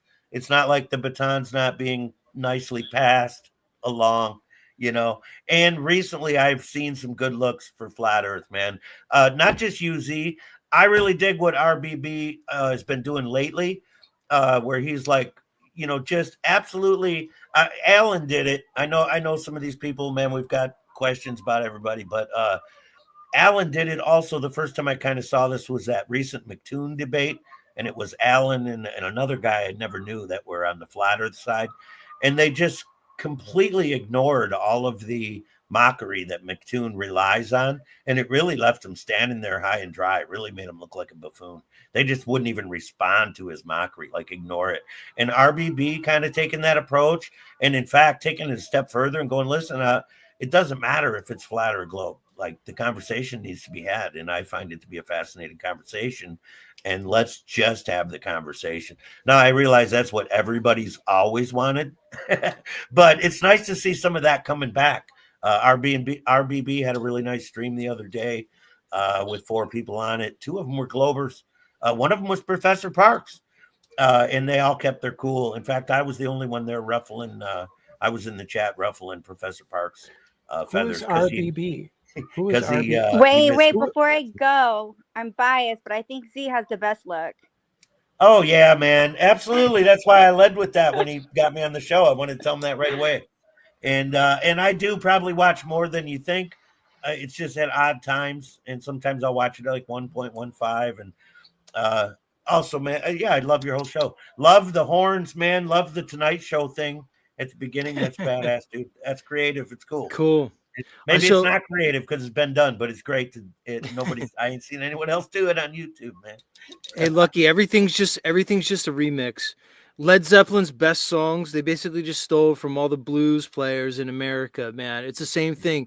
Elvis, the whole nine. Everyone's just remixing everything. Yeah. But listen, let's talk. Let's say goodnight to Miss Norabella. Much love. Come talk to us again. Great but to we see have you, Miss Norabella. Thank you. But we have Brenda here, and I'm sure Brenda's chomping at the bit to talk to you. Lucky, I'm not sure. You may or may not know Brenda. It seems like you're aware of her. If you are, I'd be happy to give her the floor, and I can go have a beer and roll one, and if we're all set here. Or well, let me give her intro music. Let me give her intro music. God, you think I want to talk to Brenda? Brenda, your music says it all, Brenda. I don't think I can see the chat, but chat room, hey, they think I want to talk to Brenda. The chat wants to hear you talk to Brenda, Lucky. All right, Lucky, you just said. By the way, I have no ill will or anything like that towards Brenda. If it sounded like it come off that way, strictly topic wise, yeah, I absolutely am. Okay, so Lucky, like you said, I'm familiar with low comprehension skills. God. Well, Lucky, like you said, we should be able to have the conversation, right? So yes, Brenda does engage seriously in the conversation. Now, she obviously has the opposing point of view. She supports the globe. She supports pretty much everything in mainstream science, from the V's, okay, to all kinds of things. Now, Brenda usually, almost always, basically presents herself well here. So that aside, okay. Now, well, Brenda, nice to see you. How's that? I'll just start that way. Nice to see you. My experience is listening to her debate many times, and so no, nothing personal, no ill will, nothing like that. So all right, so let me hold on, Brenda. So Brenda, you were up here. You listened to Lucky. You listened to me. I know you've been in the back for a while. I appreciate you waiting. You obviously were messaging me in the back. You have some contention regarding the topics and the points we're making. Give us a pointed give us a pointed rundown of the things that you oppose regarding our presentation tonight. Well, nothing you said was actually true. The globe is easily demonstrated. It's been known to be a globe for 2,000 years, right? And so saying words doesn't make things true. What you Yeah, need is neither does experiments. saying. So Right. neither does We have- repeating what I was told in kindergarten. That doesn't make it true Yeah. either. I agree. That's not what Come makes on, it man. true. What makes it true are the actual observations and experiments. There are no That's what makes it 2,000. Even if you gave Eratosthenes a lick of credit, it's assumption-based science. I'm never going to accept that as No. science. You're There's- claiming that he didn't have to know the distance to the sun, even though any That's right. math equation done like that, you would have to know that other variable. But you're No, you claiming don't that he need didn't to know have to. that. Let me speak. You're going to claim that he didn't have to know the distance to the sun because he That's assumed correct. it was really, really far. Okay, That's correct. It Assuming wasn't it's really, really important. far. Now, assuming that it's really, I know really you far, want to also filibuster and you want to gish gallop, but I if you guess could you're take not going things to let me point. speak. So, Well, you know, I that's don't want why you to. That's why I don't told want you. Z, I'll just be Yeah, happy I to don't do want you it, to or I don't gish need to. gallop. The people I'm in not going to gish pseudoscience tend gallop. to gish gallop. Assuming that the sun what is you're really doing. far away is just that it's an assumption, and it Yeah, also it's not relies on necessary. All right, hold on. And it also Lucky, go, relies on Lucky, go, hold on. Lucky, go ahead. Do whatever you need to do. I can handle Brenda here for a little bit. The Yeah, distance no, to the sun.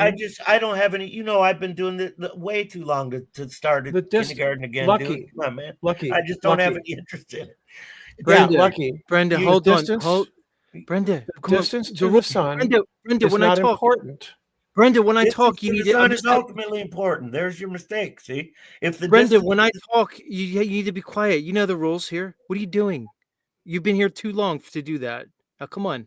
Stop that. Now, here's the thing. He doesn't want to debate you, Brenda. Oh. Okay? So, here's the thing. Well, I will debate you if you want to talk about demonstrable science, not a bunch of horse pucky. I understand your I'll belief. debate you sometime. I Where would you understand like? No. I'm not going. You think I'm going to schedule something and debate you? No. I was talking about right here. This 2 seconds conversation we're having. Yeah, Brenda, somewhere we're where right there's a here. moderator. Brenda, we're here having a discussion. That's it. Yeah, we're not. We're not having a discussion. We're I'm being not? talked over. You didn't even he's let me finish my galloping. sentence, which was See, there you go. A debate is a back and forth, dude. You didn't even let me finish my sentence. I immediately said, "Why aren't you letting me speak?" galloping. You were going from gish galloping is when you go from point. So if you don't like my sentence, then it's okay to cut me off. It's called I get gish it. galloping, right? Oh, That's this isn't going why, to go anywhere. Brenda, I can tell. that's This why isn't I gonna go deem anywhere. you. Oh, okay. That's Go why I ahead. deem Go you ahead. untalkable. You're Go ahead. untalkable. I have no interest in it. Yeah, you can't. No interest in Good. talking. He That's doesn't want to fine. talk, Brenda. Then He doesn't don't want to talk say to that you want to debate if you don't want to debate. I right? didn't. I didn't. I said I would let you come on here and ask me, and as soon as I started talking, you cut me off because that's all you guys. All right, let's ever do an Oh, exercise. yeah. Let's do. Hold on. I think I need to step in here. I want to do an exercise where maybe we can bridge. Okay, so look, Brenda, you're never going to agree with Lucky regarding the cosmology, and he's not going to agree with you. We know that. We're at an impasse. But maybe we can find some degree of common ground so we can all leave here tonight with a feeling of goodwill and understanding, because it really doesn't have to be about the division all the time. Now, maybe we can try to practice something that'll bring us into another thing. Now, Brenda, I want you to try to give us Lucky's explanation regarding the flat earth. I want you to try to place yourself in his shoes. We're going to do a little role playing. So you be Lucky, and Lucky, you're going to be Brenda. Now, Lucky, you don't have to go to your wife's closet. You don't have to get out of dresses. You don't have to go put on lipstick. This is just a mental why exercise. I would prefer it to be somewhere Hold else. on. Yeah, but we're here, you can't Brenda. poison the well. You know which why, is what Brenda? You're doing right now. You're You're poisoning not the well. poisoning the well. What is Brenda, that? you're a woman. Brenda, you're a woman. So I just Yes, said but- that he doesn't have to yes, but physically make you're yourself still a What does that woman. poisoning have the to well. do with the conversation? Unless you It doesn't. make It doesn't. I don't know why Okay. he brought it up. Okay. Right. Well, Okay. then So who here we cares? go. So Brenda, what I want you to do is try to role play as if you were Lucky. Okay. Now, just do your best.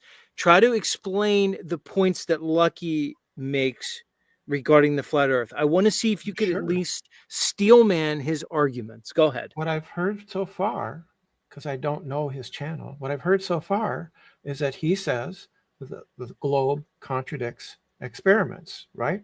Disagrees However, with experiment. yeah, Disagrees that's with experiment very clearly. same words. So I don't know what experiment he's referring to because he didn't elaborate, but I presume that he knows what experiments it disagrees with. And I guarantee you that he doesn't know that because Hold on. I his- didn't ask you to debate his points. I asked you to make his points. You're that's role his playing. point that I've heard so far. Then Exercise in I'm just saying understanding. that. You I'm understand? just saying that. Okay, Then but then you he started to says that refute the point that you heard. the globe contradicts Right. I'm not asking you to refute his experiments. points. I want you to role play as Lucky. Go. Yeah, I did. I just did. That's all I know of him. I don't know Right, anything but else then you because I've use the never. opportunity. I have no idea what other beliefs he has. I know that he believes that the globe contradicts experiments. I don't know which experiments those are. Well, I mean, you can start at the very beginning as soon as How it's about you? Well, no. How about you steelman me back then? Right. No, So how now about we hold on, start- Lucky. This. You go ahead. do it, Lucky. Tell me So what Lucky, tell me what are you my- gonna have any my- problems steel manning the basic globe argument? Are you gonna have any problems doing that? No, absolutely not, man. First of all, here's the steelman of the globe argument. We've always known it's globe, 2,000 years of science, bro. And then they have fabricated outer space, which is only on your television. It's not independent of the observer or anything that So you're not going to anybody. steelman it. You're not What? steelmanning it. I am You're steelmanning smearing. it. No, you're not. No, you're not. You're Okay. making. All right. You're Let me making steelman judgments. You're it making clearer. judgments. You're criticizing it. No, by saying okay, that- let me yes, steal you it are. better. We've always known it's a globe. All of our theories work because of outer space. And third, we have mockery. That's our biggest tool. And Yeah, that's you're not- dumb, none of and these we're are- going to mock yeah. you if you say otherwise. Yeah. None of Mockery this is, is of course, the the globe. biggest, strongest element of the globe This is Earth. That's fail. what keeps a lot of people in line. It's nothing other than the emperor wears no clothes in real time, yo. All right, Brenda, I'm gonna put you on ice because I have you up here all the time and you're not getting along with Lucky. Oh, I'm And getting he's a- along fine. I got no problems, man. I was about to grab a beer. I'm sitting here in my freaking pajamas having a Marlboro. I got my guitar next to me. I'm in good company. You know, I got one here and sitting here chilling, man. So no, Here's I'm good. I don't think she wants to hear because my speech is far too poignant. So look, I just explained that what she mean when she said we've known for 2,000 years. I just explained, of course, as we all know, that's an assumption. Not only is it an assumption that he didn't need to know the distance of the sun, they powered that assumption by saying we don't need to know the distance to it because it's so far away that it becomes irrelevant. That's what forced them to make up outer space, because logical people said, well, dude, if the sun is that far away, I forget what he said, 40 million or something was his first guess, right? Something like that. Or did he say 4 million? Whatever it was an assumption. And then people are like, well, we wouldn't be able to see it. We can't see light millions of miles away. We know this. And then they said, well, you would be able to if there was nothing there. Hence the fabrication of outer space. These people conveniently have such a good grip on science, they can fabricate a place like outer space to fit and mold their belief to actually be something that could possibly work. And then 200 years later, claim they flew into that place and proved they were right. And to me, it's all laughable. It's nothing short of Santa Claus from adults. And just to give Brenda a starting point before you come back, disagrees with experiment, we can start right at step one. The moment you hypothesize it's a globe and then get some information from an assumption-based piece of a science, meaning assuming the sun is so far away that we don't need to know the distance, which of course you do, you have an empty math problem with only one number. Okay, you have to have two numbers to get the third number. If you don't know the distance to the sun, you don't have a legitimate math equation, period. Well, it was so far away, we didn't need to know. That's the opinion of somebody who was actually trying to insinuate the earth was a ball. You don't suppose his opinion was biased, and we don't see and observe the rays coming in parallel as that assumption would require. I've got a video on my channel of a Lake Superior sunrise, and you clearly see local hotspot and local rays going out like this, not parallel rays as the claim would require of an infinitely far away sun. So, but we can go right to disagreeing with experiment. If you're able to get past that first experiment by assuming the sun's very far away and assuming there's a place called outer space that you made up to assume that the sun could be that far away or to pretend it could be that far away. Then you move on to, okay, so it's a sphere. Well, all the people in water would fall off. In the last 100 years, they simply reverse that and invert it and tell kindergartners, if the earth were flat, you would fall off, but not a sphere. You'd never fall off a sphere. And of course, no human ever believed they would fall off the flat earth like they tell you in kindergarten, because humans always knew the earth was flat. Therefore, anytime they got in a boat and went out into a lake, they knew they were guaranteed, because they understood real science, demonstrable science. They understood they were going to come to a shore, not a cliff to fall off. There'd be no water in that lake. So people were not stupid enough to think they'd fall off the flat earth. So now we have this hypothesis. It's a ball. Nothing can stick to it. So is it demonstrable? Does it agree with experiment? Well, without even doing an experiment and at face value, no, the water would run off. It wouldn't function as we see it in reality, and human beings wouldn't stick to it. So, Brenda, without bringing up a theory or some kind of assumption-based reified science, can you demonstrate your belief in water sticking to a ball and prove that I'm incorrect and that the spheroid Earth theory agrees with that first experiment, which would be necessary to get past to move to the next phase? That's it. That's what I mean by Lucky, what experiment. they want to do, it's a burden shift.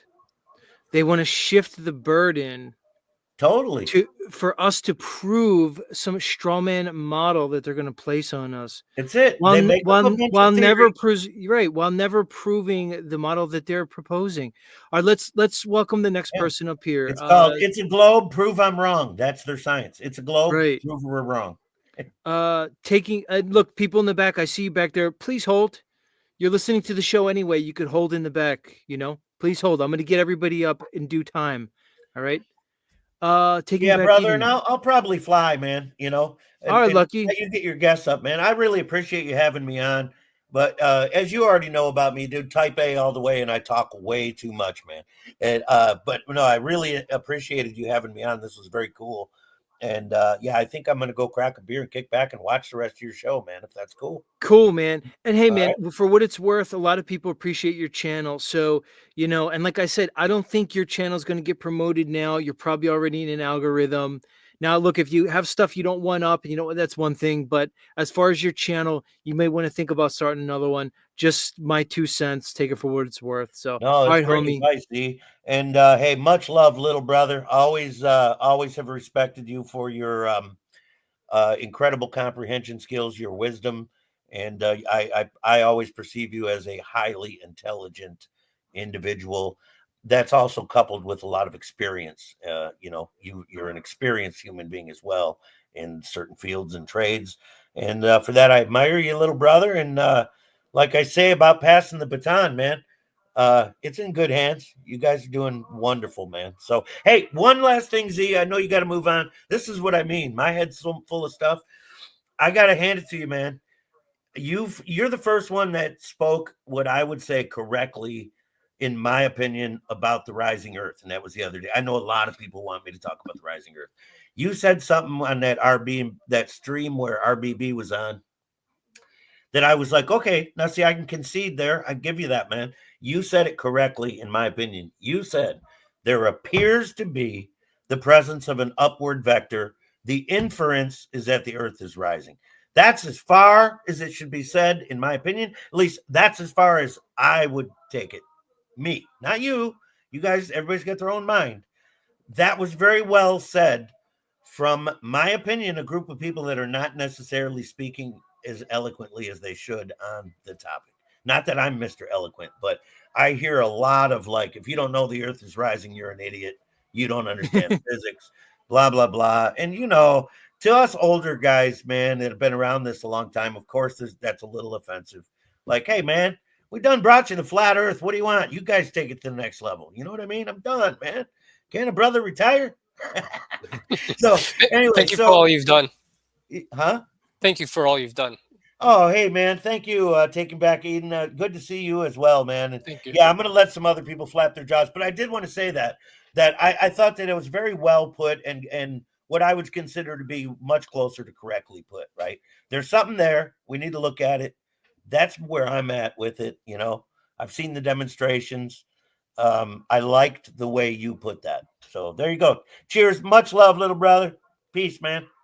Back at you, much love. Lucky Much Huskins, love. everybody, coming at you. Yeah. Figure out how to get out of here.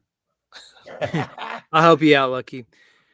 Taking Back Eden, welcome to the show. Oh wow, honored to be here with you again. Thank you. How are you? I hope all is well. /super. Back at you. What's going Thank on? you. Well, not too much. I'm just grateful you have another stream going. You always have some great content to share, some insight. And while Brenda was on, I thought I'd just join. I had some questions for her, for Brenda. But yeah. I was gonna ask. Well, I would ask. Oh, hi, welcome back, Brenda. I wanted to know, because I like to ask people, what would it take for you to accept, let's say, the Earth is not a globe? Let's say if you were brought into U.S. Secret Service or no CIA, and they sat you down in a private room, offered you the classified information that the Earth is not a globe, would you accept it, or what would it take for you to not accept the globe? I don't understand why classified information would make the Earth a globe or not a globe or flat. I said before the final experiment, I said before it, that if the sun sets, I'm willing to declare myself a flat earther. But we didn't see it. We falsified the flat earth. Okay, thank you. So let's say if the government came to you with clear documentation. The government doesn't make things true. Science does. Oh yeah. So let's say we had the government and their experts, and they're trying to tell you, Brenda, listen, the Earth is not a globe. Yeah, I wouldn't believe them, because government doesn't make scientific claims true. I told you that once already. Why did you repeat it? Well, I'm just curious, because do you think that the government shares state secrets with the public? Third time. The government doesn't make science claims true. Third time. We know it's funny, Brenda, because you seem to just believe the government and go with all the No, I government don't. claims. No, I don't. I believe Really? what the evidence says. Let me ask you some pointed questions. Do you believe that we went to the moon in 1969 and walked on it? Yes. Okay. Do you believe that the CVV scene was beneficial to humanity? I don't know what that is. Oh, you mean what?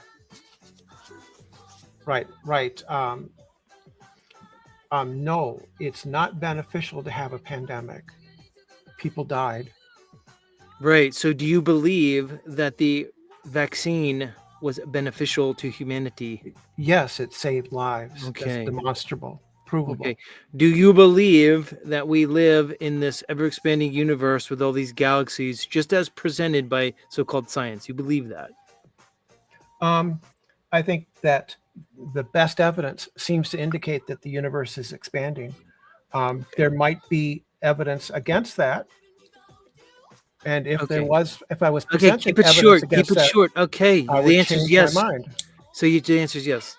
Do you believe in the subatomic world as presented, meaning to say that there's these individualized elements that are made up of these subatomic Atoms. particles and atoms and Electrons, Right. protons, and neutrons. neutrons and all that stuff? And Quarks you believe and all that photons, stuff, up, right? up and down, charmed. Right. Yes, all Okay. of that. So Yes, you I so you believe in all of basically that. believe everything that the government and academia says. No, that's not true. I believe what the science says and the evidence. The evidence Mhm. asserts all of those things. The evidence.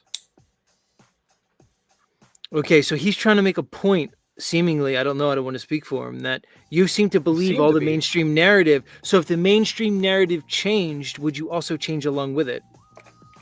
No, I would follow the evidence. Right? The fact that I believe what other people or everybody else seems to believe, that's not why I believe it. I believe it because the evidence indicates it's true. It's just a coincidence. All right, I'm going to put you backstage, Brenda. Well, hold on. Yeah, you You're were my next thinking that, guest. Z. You were actually trying to, yeah. Right, I thought you were trying to get somewhere. Let me let my next guest up. Let me get their music on. Name my next guest. Who's my next... First person who names my next guest based on their theme gets a prize. Come on, who is it?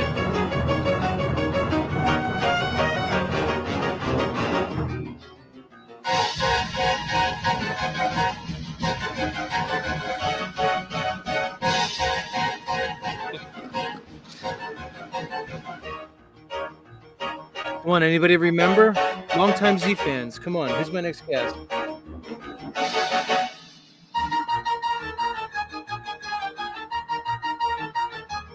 No, not OTW, Rule by Saturn. Come on, dig deeper.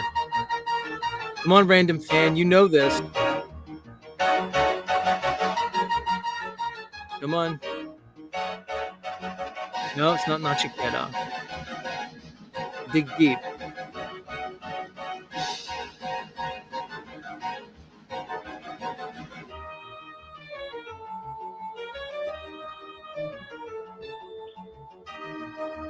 Tommy, nobody knew your theme music, Tommy. They didn't know your theme music. I don't know what's going on. Maybe they're confused because they now know me as their 2025 Panelverse president.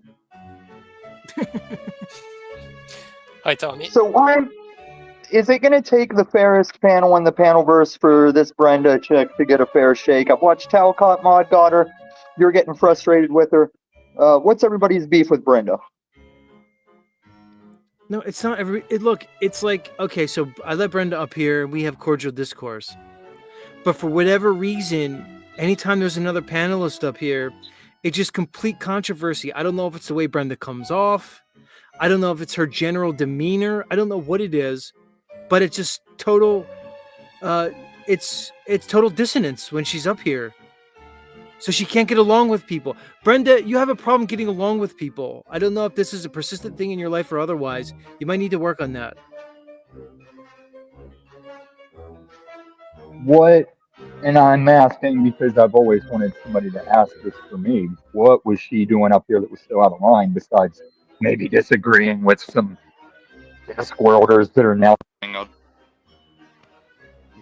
Because I want to know the same thing as you, Z. I want to know what finally sold Jaren and Witsit. I'm interested. Well, what do you think? So you're obviously a Globe believer. We know that about you, Tommy. True. Jaren did I'm a complete Globe flip. So, what's your thoughts on Jaren? Is he the one that went to Antarctica? Yeah, he's the one who went to Antarctica. Which is, you get how North Pole Arctic, South Pole Antarctic. It's a globe thing. Christy Lee dolls, that's because your boys had me muted in the chat. I don't know why. Yeah, you're blocked in my chat, Tommy. I have you blocked because you spam my chat with nonsense. Do you even remember why?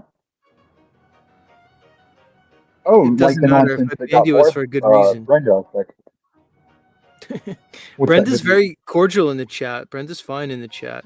She's even fine up here. It's just that there's always conflict when she's up here. You mean cog distance conflict? Where are you, Tommy? Why is your audio so poor? What happened to you? Probably poor because I just put in these earbuds that I just got, and I'm in the bus terminal from Total Recall, but it's in Las Vegas. So so give us an update on your life. Hold on, Tommy. Everybody knows. Everybody knows because they watch my channel. You don't. No, I don't know, Tommy. I don't know who everybody is. A fucking coward and a bitch. Tell Slow State and his boyfriend Paul to come back and see me. They're cowards and bitches. Gonna wreck them like I wreck everybody with truth. But it sucks that your audio is so subpar. I gotta tell you. All right, let me go back to speakerphone. I didn't want these people in Las Vegas to hear these insane flat earthers. Give me. And maybe you can maybe rest the camera down. Not everyone's a big fan of the shaky cam. But happy you made it here, Tommy. So why don't you turn your cam off? Do you know this? Tommy, you're familiar with him? No. He sounds like Boy. He's off on the wrong foot. He sounds like Boy. It's not Boy. All right, so Tommy, I want to get an update on you.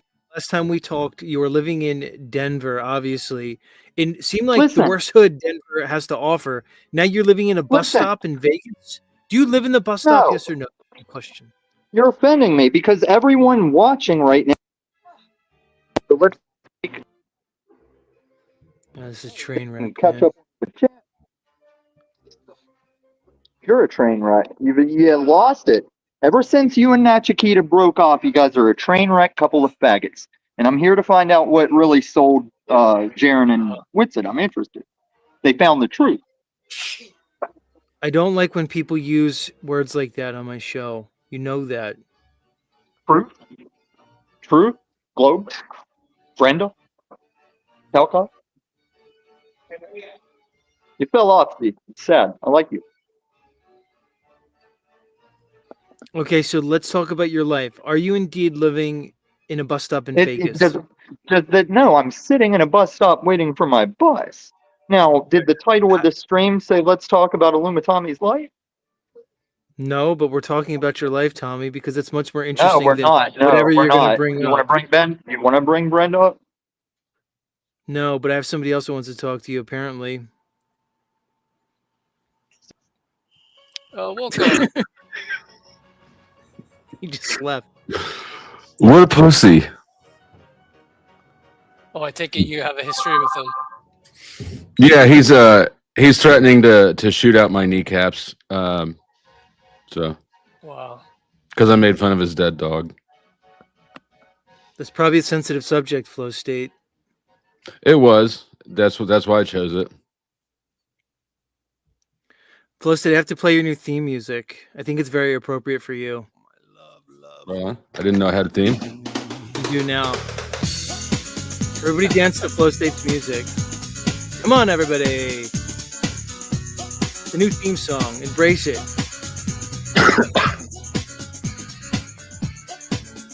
Let's get a good look at you, Flow State. Hold on. Let me give my audience an up-close look at you. Just in case they don't know who you are. My shirt so sexy it hurts, and I am too sexy for Milan, too sexy for Milan, New York and Japan. I used to love this song when I was like 12. It reminds me of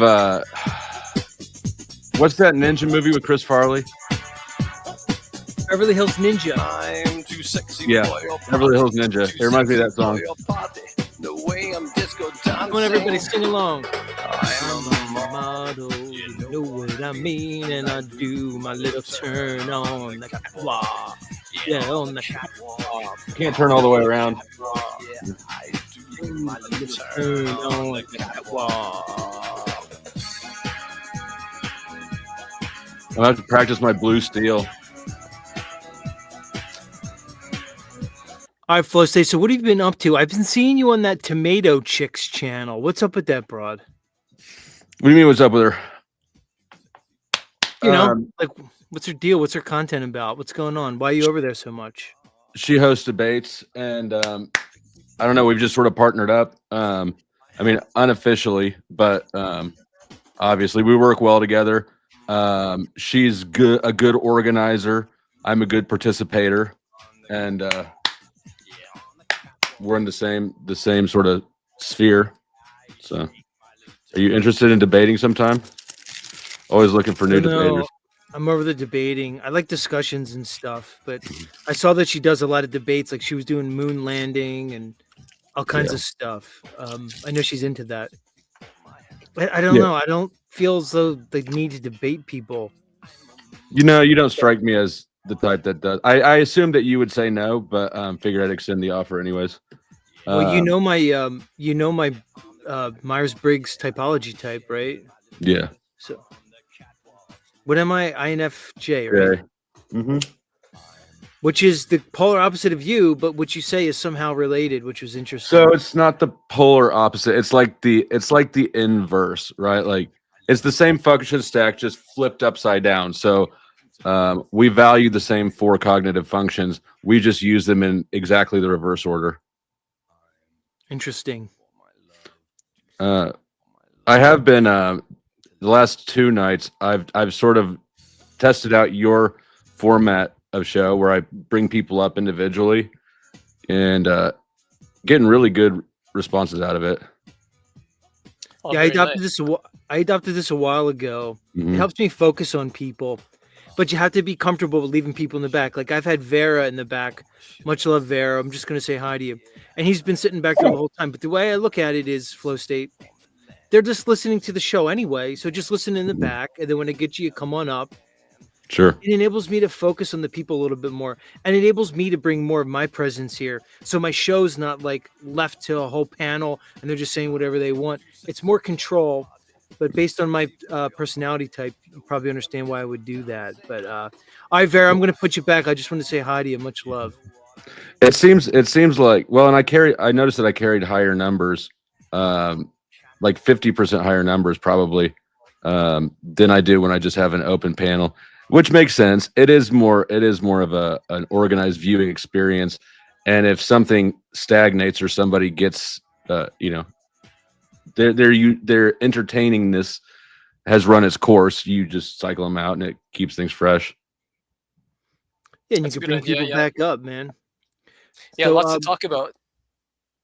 let's focus on you for a second, because I Sure. have you up here. I don't want to ignore Taking Back Eden for a little bit. I want to focus on him. Taking Back Eden, give us like your. Are you just you got some people listening to you? Give us a general thesis of your worldview. How do you see this world? Say something about that.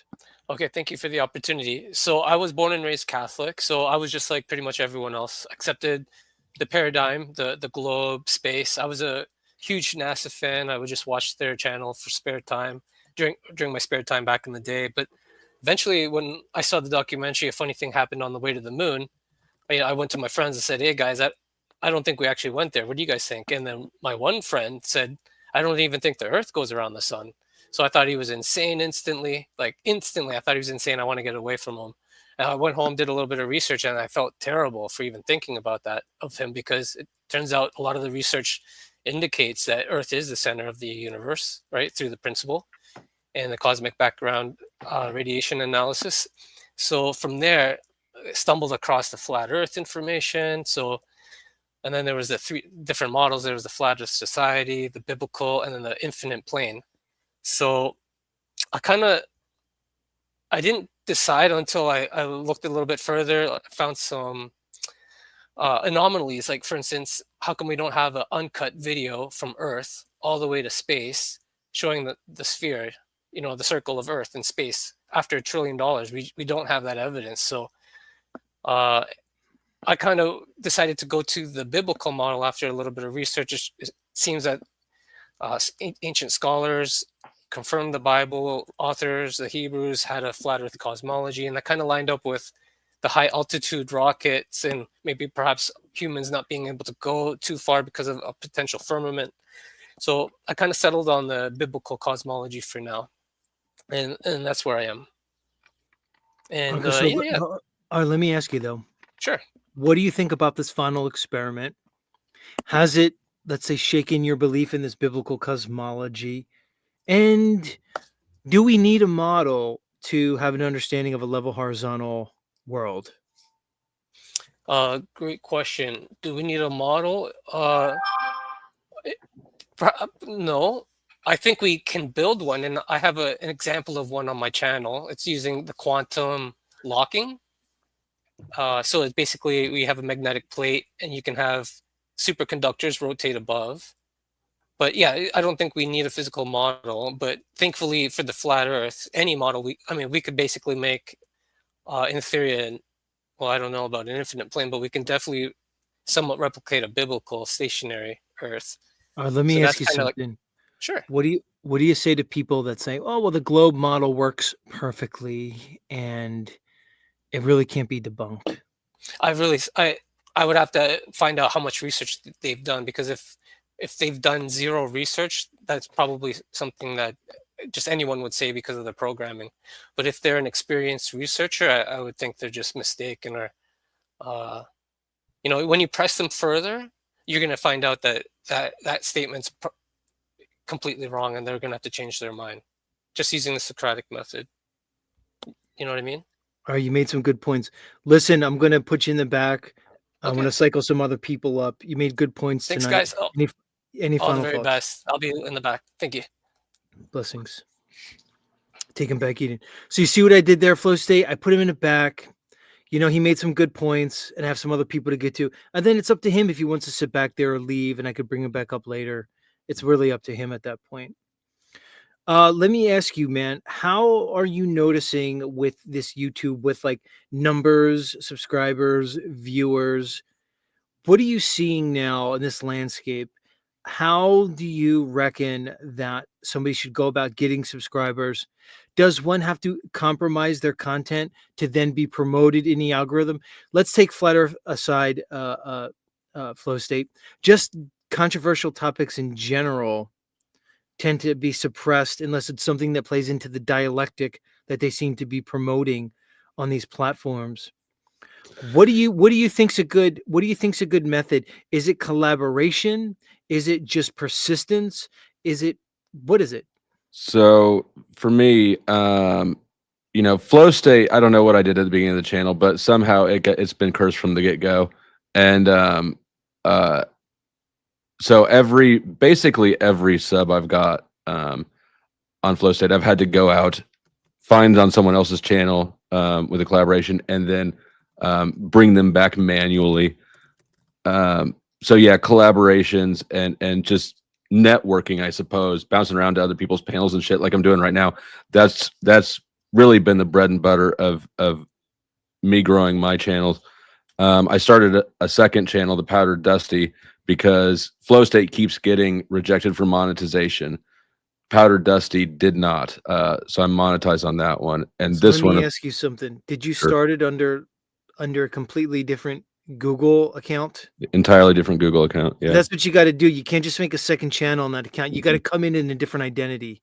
Mhm. Maybe even use a different IP address, because when things get flagged, that's what I was explaining to Lucky Haskins when he was on here, because he had a Flat Earth channel that was completely suppressed. You can tell by his numbers. He had good content.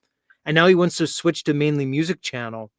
I said to him, man, you got to change it up. You're already flagged by the algorithm. That's never going to change, you know? So you came in with a completely different account and everything. Did you use a new IP address? Did you go? Yeah, actually, I did. I talked to Monograph beforehand, if you know him, and he gave me some tips. I went to the library and I opened an entirely new Google account.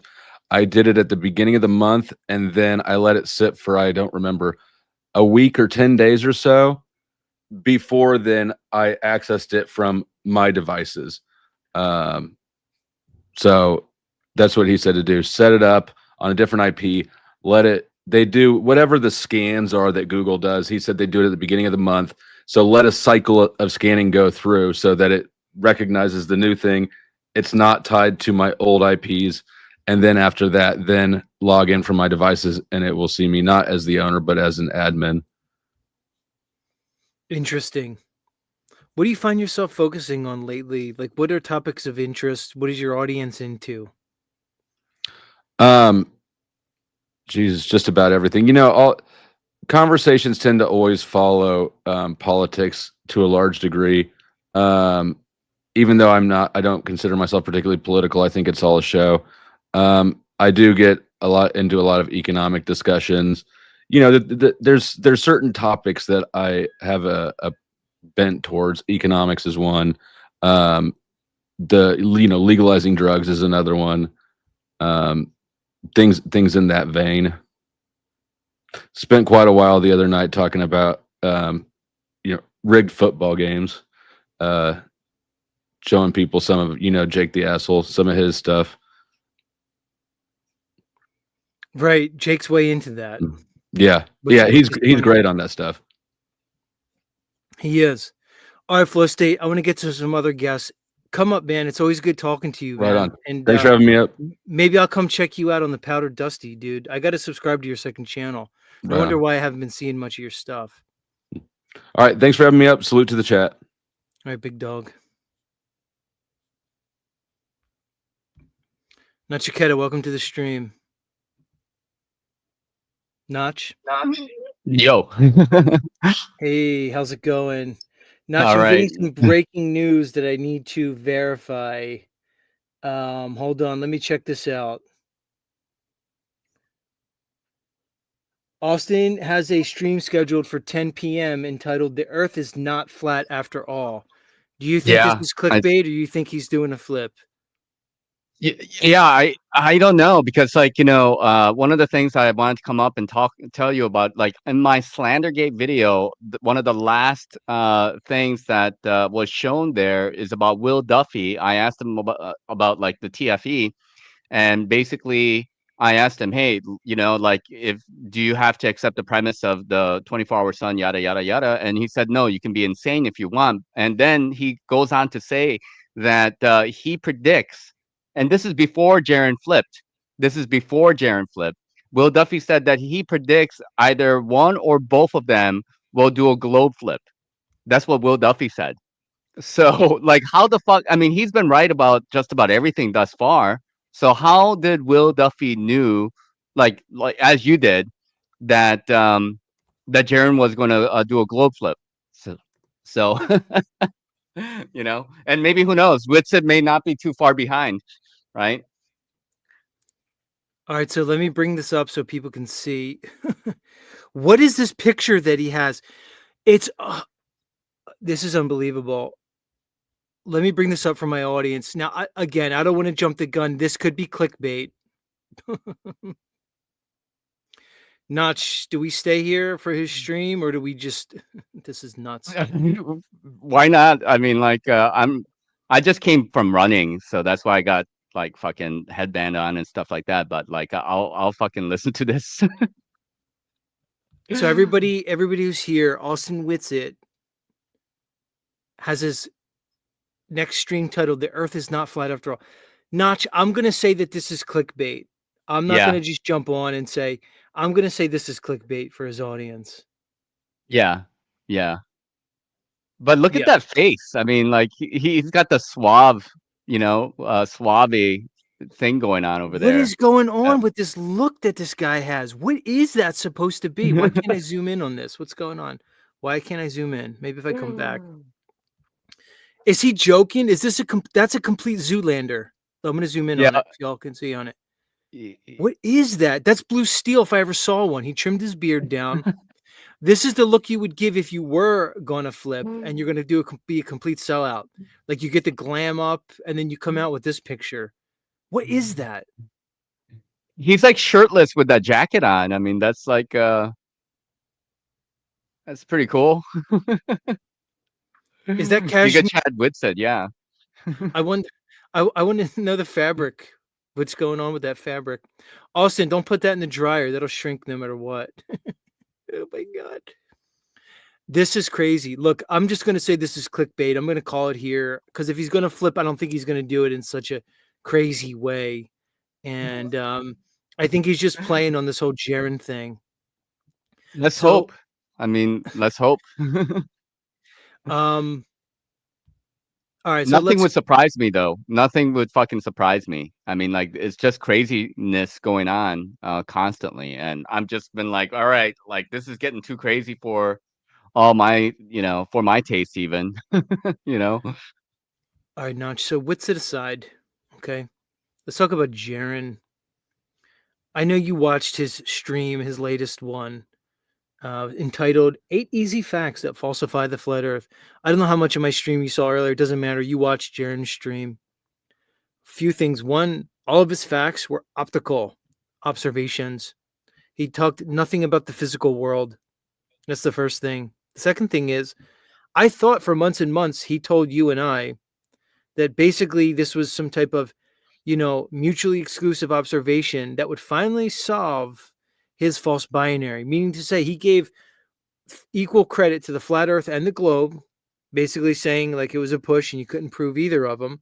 Now all of a sudden, besides that circling sun, he comes out with 7 other facts that debunk the globe.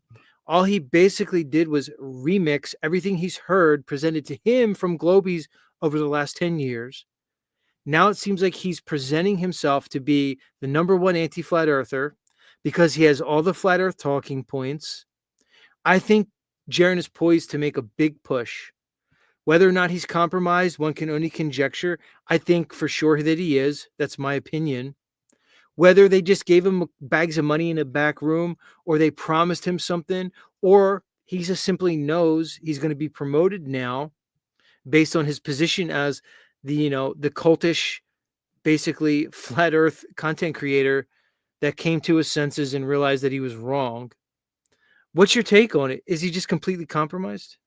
Yeah, I mean, I really almost have no doubt that he is. I can't imagine any rational individual, especially a flat earther who've had very good content regarding the flat earth. Like, I'll be honest, like some of his earlier content was really good, like, he shows like, Earth must be flat, and then there's one about like, Hawaii, or flight to Hawaii proves Earth is flat, stuff like that, and the whole NASA astronauts to the moon stuff was all very good, and him talking about like we're living on a sphere is just like completely like, you know, I have to think he's compromised. I have to, I can't really see it any other way. I don't think any rational individual could think the way he does, but that's just me, you know. Right. Let's look in Austin's chat right now and see what his supporters are saying. Somebody's saying, is this clickbait? Is he pulling a Jaren? Hope not. Why is everyone angry? Not getting that at all. This is about truth, not picking sides. Are you for real, Slim Shady? This title is hilarious. Somebody says, I'm done with this guy. I think the fact we even have Globetards here told us Woods had sold out. I don't know, Notch. My head is spinning with these people. What we've seen with this is insane. It's become a complete charade. You know, it's funny, Notch. None of them will bring up our names at all. It's not like they did before. So what's the problem? So Jaren's going to Jaren's going to straw man this idea that each flat earther has this idea that they faked the 24-hour sun in Antarctica. He's never going to bring up our arguments. What is this with Weiss and Sargent and Marty Leeds and all these guys? They're not even mentioning Jaren. I brought this up earlier. They're conspicuously silent on this whole Jaren topic. Even Whitsitt himself. Oh, we're boys. We're going to be friends. And they're just going to let Jaren run away with this narrative. What's your take on that? I mean, maybe there is a kind of like a deep infiltration, double agent shit that's going on that is beyond our comprehension. Maybe we're only looking at the front side of this operation, and Jaren is going to sacrifice himself, and say that he is a globe earther, and chummy up with McToons and infiltrate their organization and really blow it all up from the inside. So that's maybe something that we don't know that they know, and that's why they have to be supportive of Jaren. You know what I mean? So like we don't know what the fuck actually is happening. It's like many layers to this thing that's actually happening, and we're on the outside.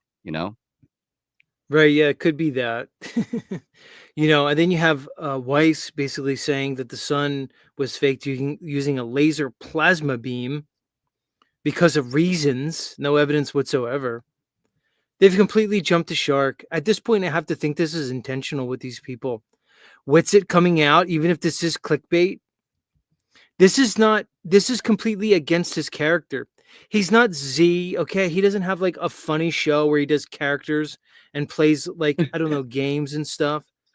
This is strange. And this picture is obviously, I'm just going to call this as clickbait. I'm going to give Austin the benefit of the doubt and not like look like a complete idiot and fall for whatever he's trying to do right here.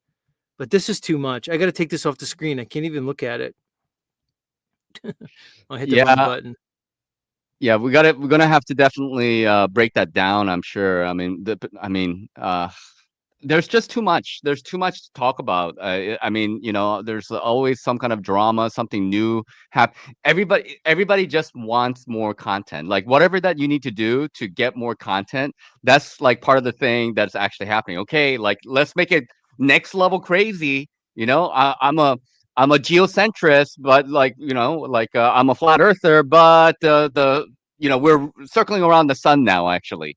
You know, it's a flat plane, and then we're circling around the sun. That could be another little, you know, angle somebody can, you know, get on board with, and get their little group of people for that. Why the fuck not? You know? Yeah, at this point, I don't think there's any rules left, Notch. Yeah, it You doesn't know, matter. It's whatever that can be sold, you know? So we're the losers. Actually, that's the bottom line. There's one of the things that I was thinking about is the fact that, you know, this, I just was listening to this book, like 100-year-old book called The Crowd. I don't know if you've ever heard of it, but it's about like mob mentality.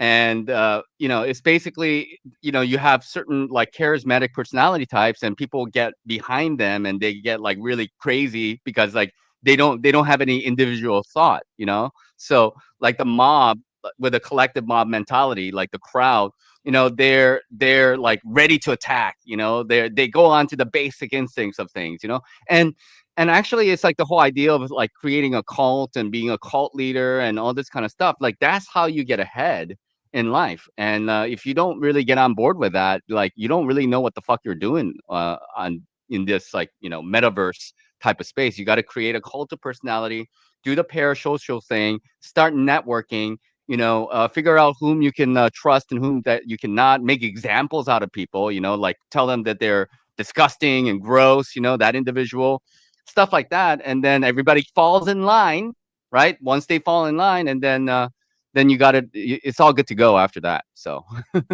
we don't yeah, do but that very well. the thing about appealing to the masses is the masses are very fickle, and the masses are subject to the shifting winds of the times. Yep. Okay, so we see this. We see it in politics constantly. There's something about popular culture that likes to build up and then tear down these individuals. So there may be a cost to the road that these people are traveling. Look at Witsit. Okay, remember he said right to your face, well, I'm the one that's going to go in Candace Owen in front of millions of people and talk about flat earth, not Chiquetta, and you're not. So ha ha ha, and nanani boo boo. He couldn't control his ego. He couldn't control his pride. Right in front of you, he let the mask slip when basically his ego was challenged and the facade was pierced. We saw him do it. We know his underlying motivations. Austin, how much of yourself are you willing to give away to go on these channels? What is it worth to you? And I ask you, what does it profit a man to gain the world but lose his soul in the meantime? You should know that, Austin. You're lost. And whether you could ever find your way back to the shore, I don't know. Yeah. Well, only thing, like one of the things that I've been kind of thinking about lately, I'm like kind of coming back like to myself a little bit, and just kind of always remembering about like, you know, this is a spiritual journey for each individual at the end of the day. I can call people out and say, hey, that guy is a snake and yada yada yada, but like God decides, you know, God decides at the end of the day what's going to happen to anybody, you know. And like I can, like all I can really do is associate myself with people, like people I feel like I can trust. I associate myself with them. And you know, unfortunately in life, I hate to say that vast majority of people have been disappointing, unfortunately, you know. I mean, like and I don't know about you, but like I just feel like, you know, like I get really excited about people, and then later on, you know, when you, maybe this like saying is quite accurate, like complaint, like what does it say, like it's like being compliant, compliancy like breeds contempt, something to that effect, you know, where you get too familiar, familiarity breeds contempt, right? Yes. So maybe that's something that happens often, and you know, we just need to like recycle through, and knowing that, and knowing, you know, how I am and how other people can be. Maybe the best thing to keep it fresh is to, like, you know, maintain some autonomy and identity that is individualized. You know, what makes me me, and you know, and focus on that kind of deal, you know. You know, here's the thing, Notch. It's, to me, it's about expectations. We should always be managing our expectations. Okay, because we can't control people who wants to control people. Yeah. And really, we should only be concerned with the things that we can control. So to me, it's just about expectations. And if I have realistic expectations, then I'm really not going to be let down. All right, Nach, great appearance as always. I want to get to a couple other people who've been waiting patiently in the back. Any closing thoughts? It was good to talk to you. No, great show.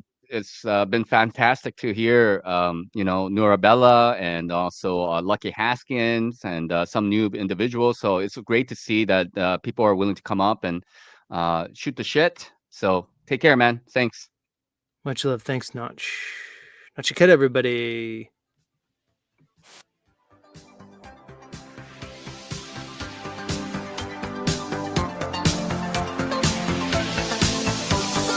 Turn around, look at what you see in her face, the mirror of your dreams. Come on, sing along if you know the words, everybody.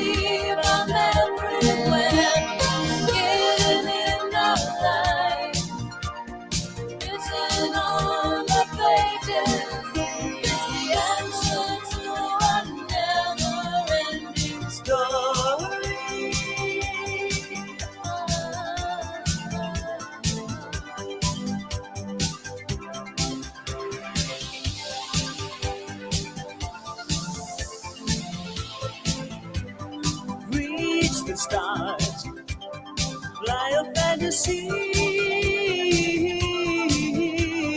dream a dream, and what you see will be. Morgan, welcome back to the show. Hey man, I can't believe what's been going on in my life. I mean, I had this message down in my soul, right? And it said, Morgan, you're gonna have to lose the anger and love, or you're gonna die like a cavity. You're gonna grow black and die.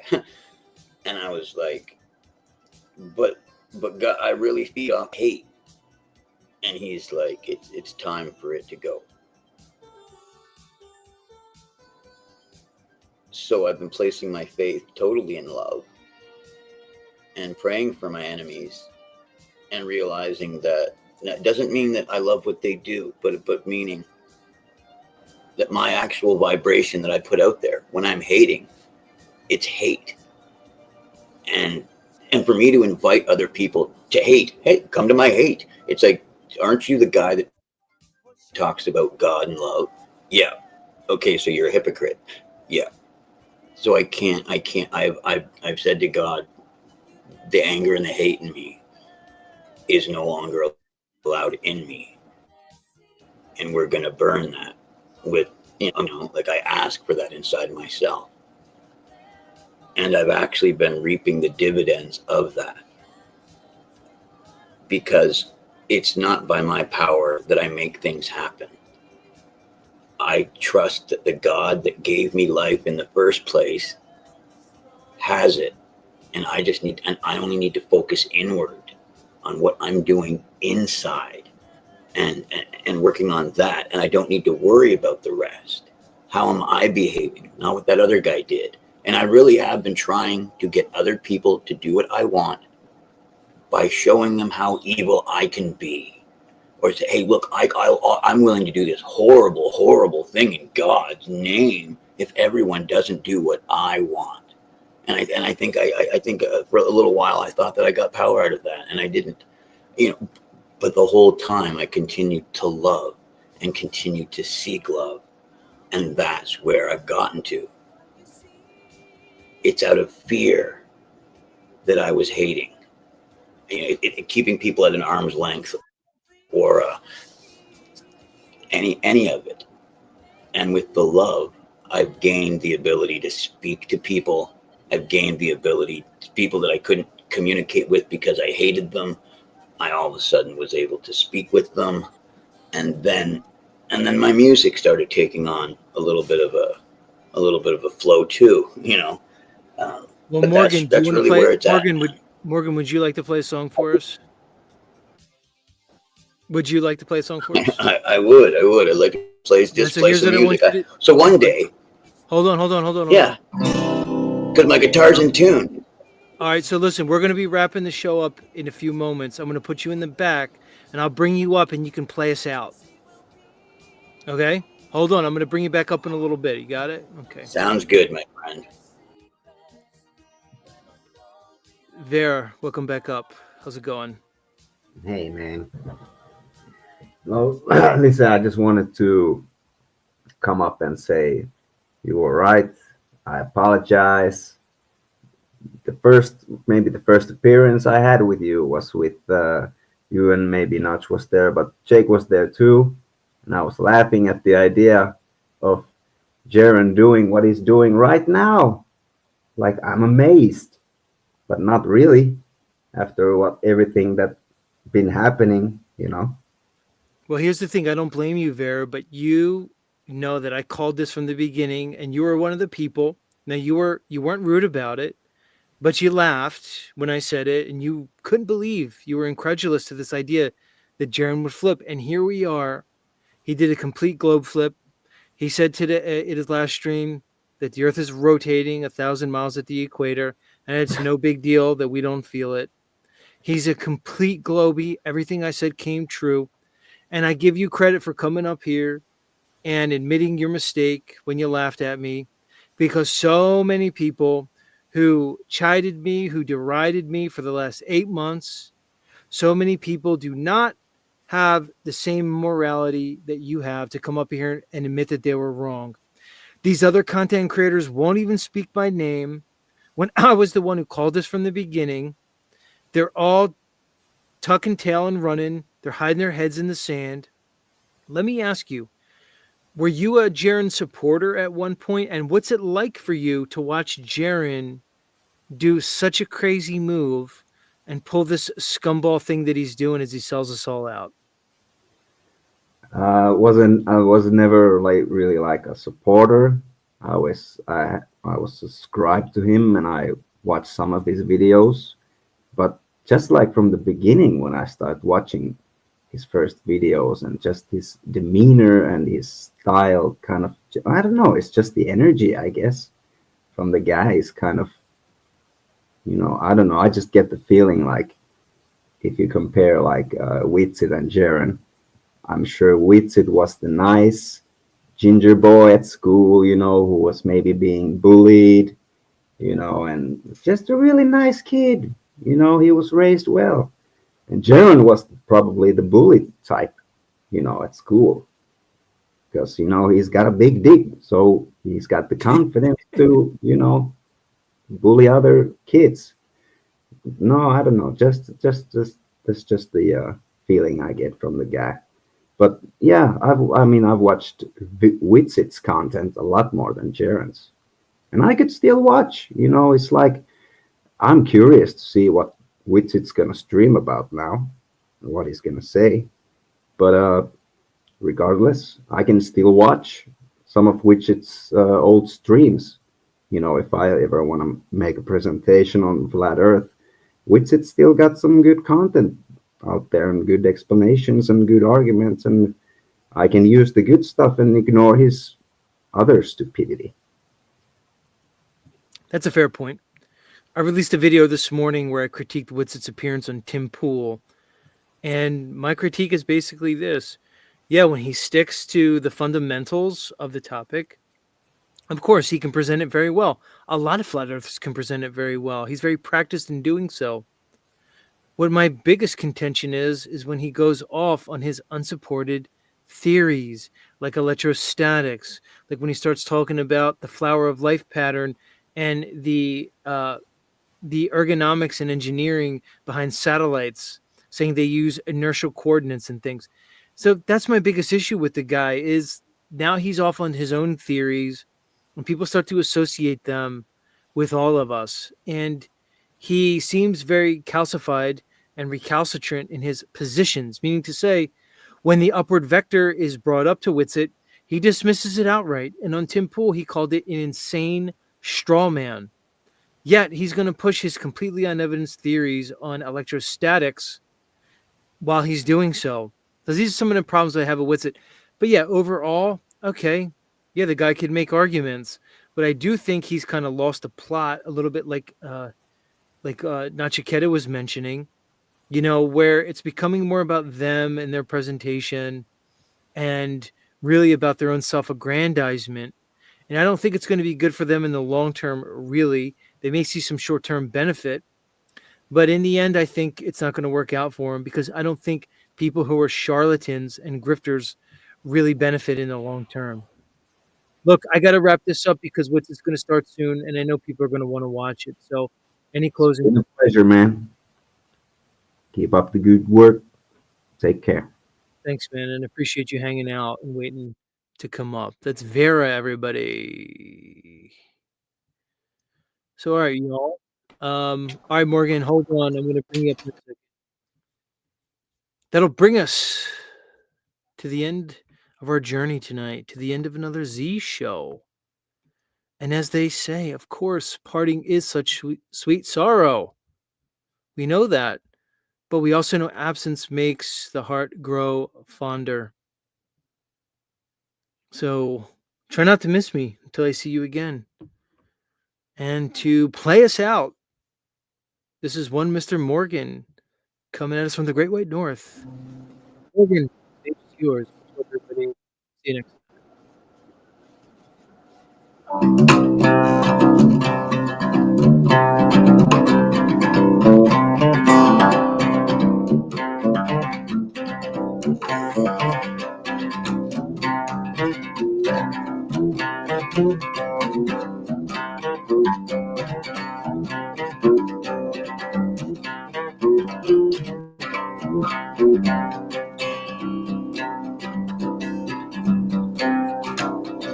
All we got is other problems. All we got is other problems. All we got is other problems. All we got is other problems now.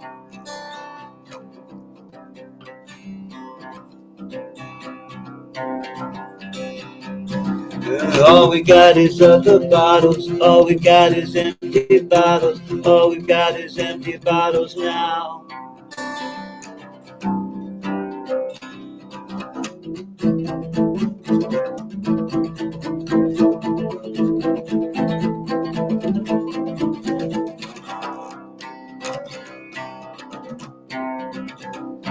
All we got is empty problems. All we got is empty bottles now.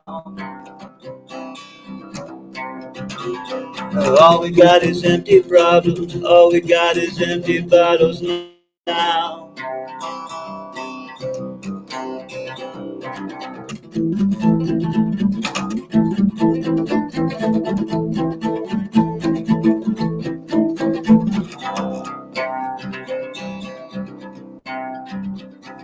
All we got is empty bottles. All we got is empty bottles now.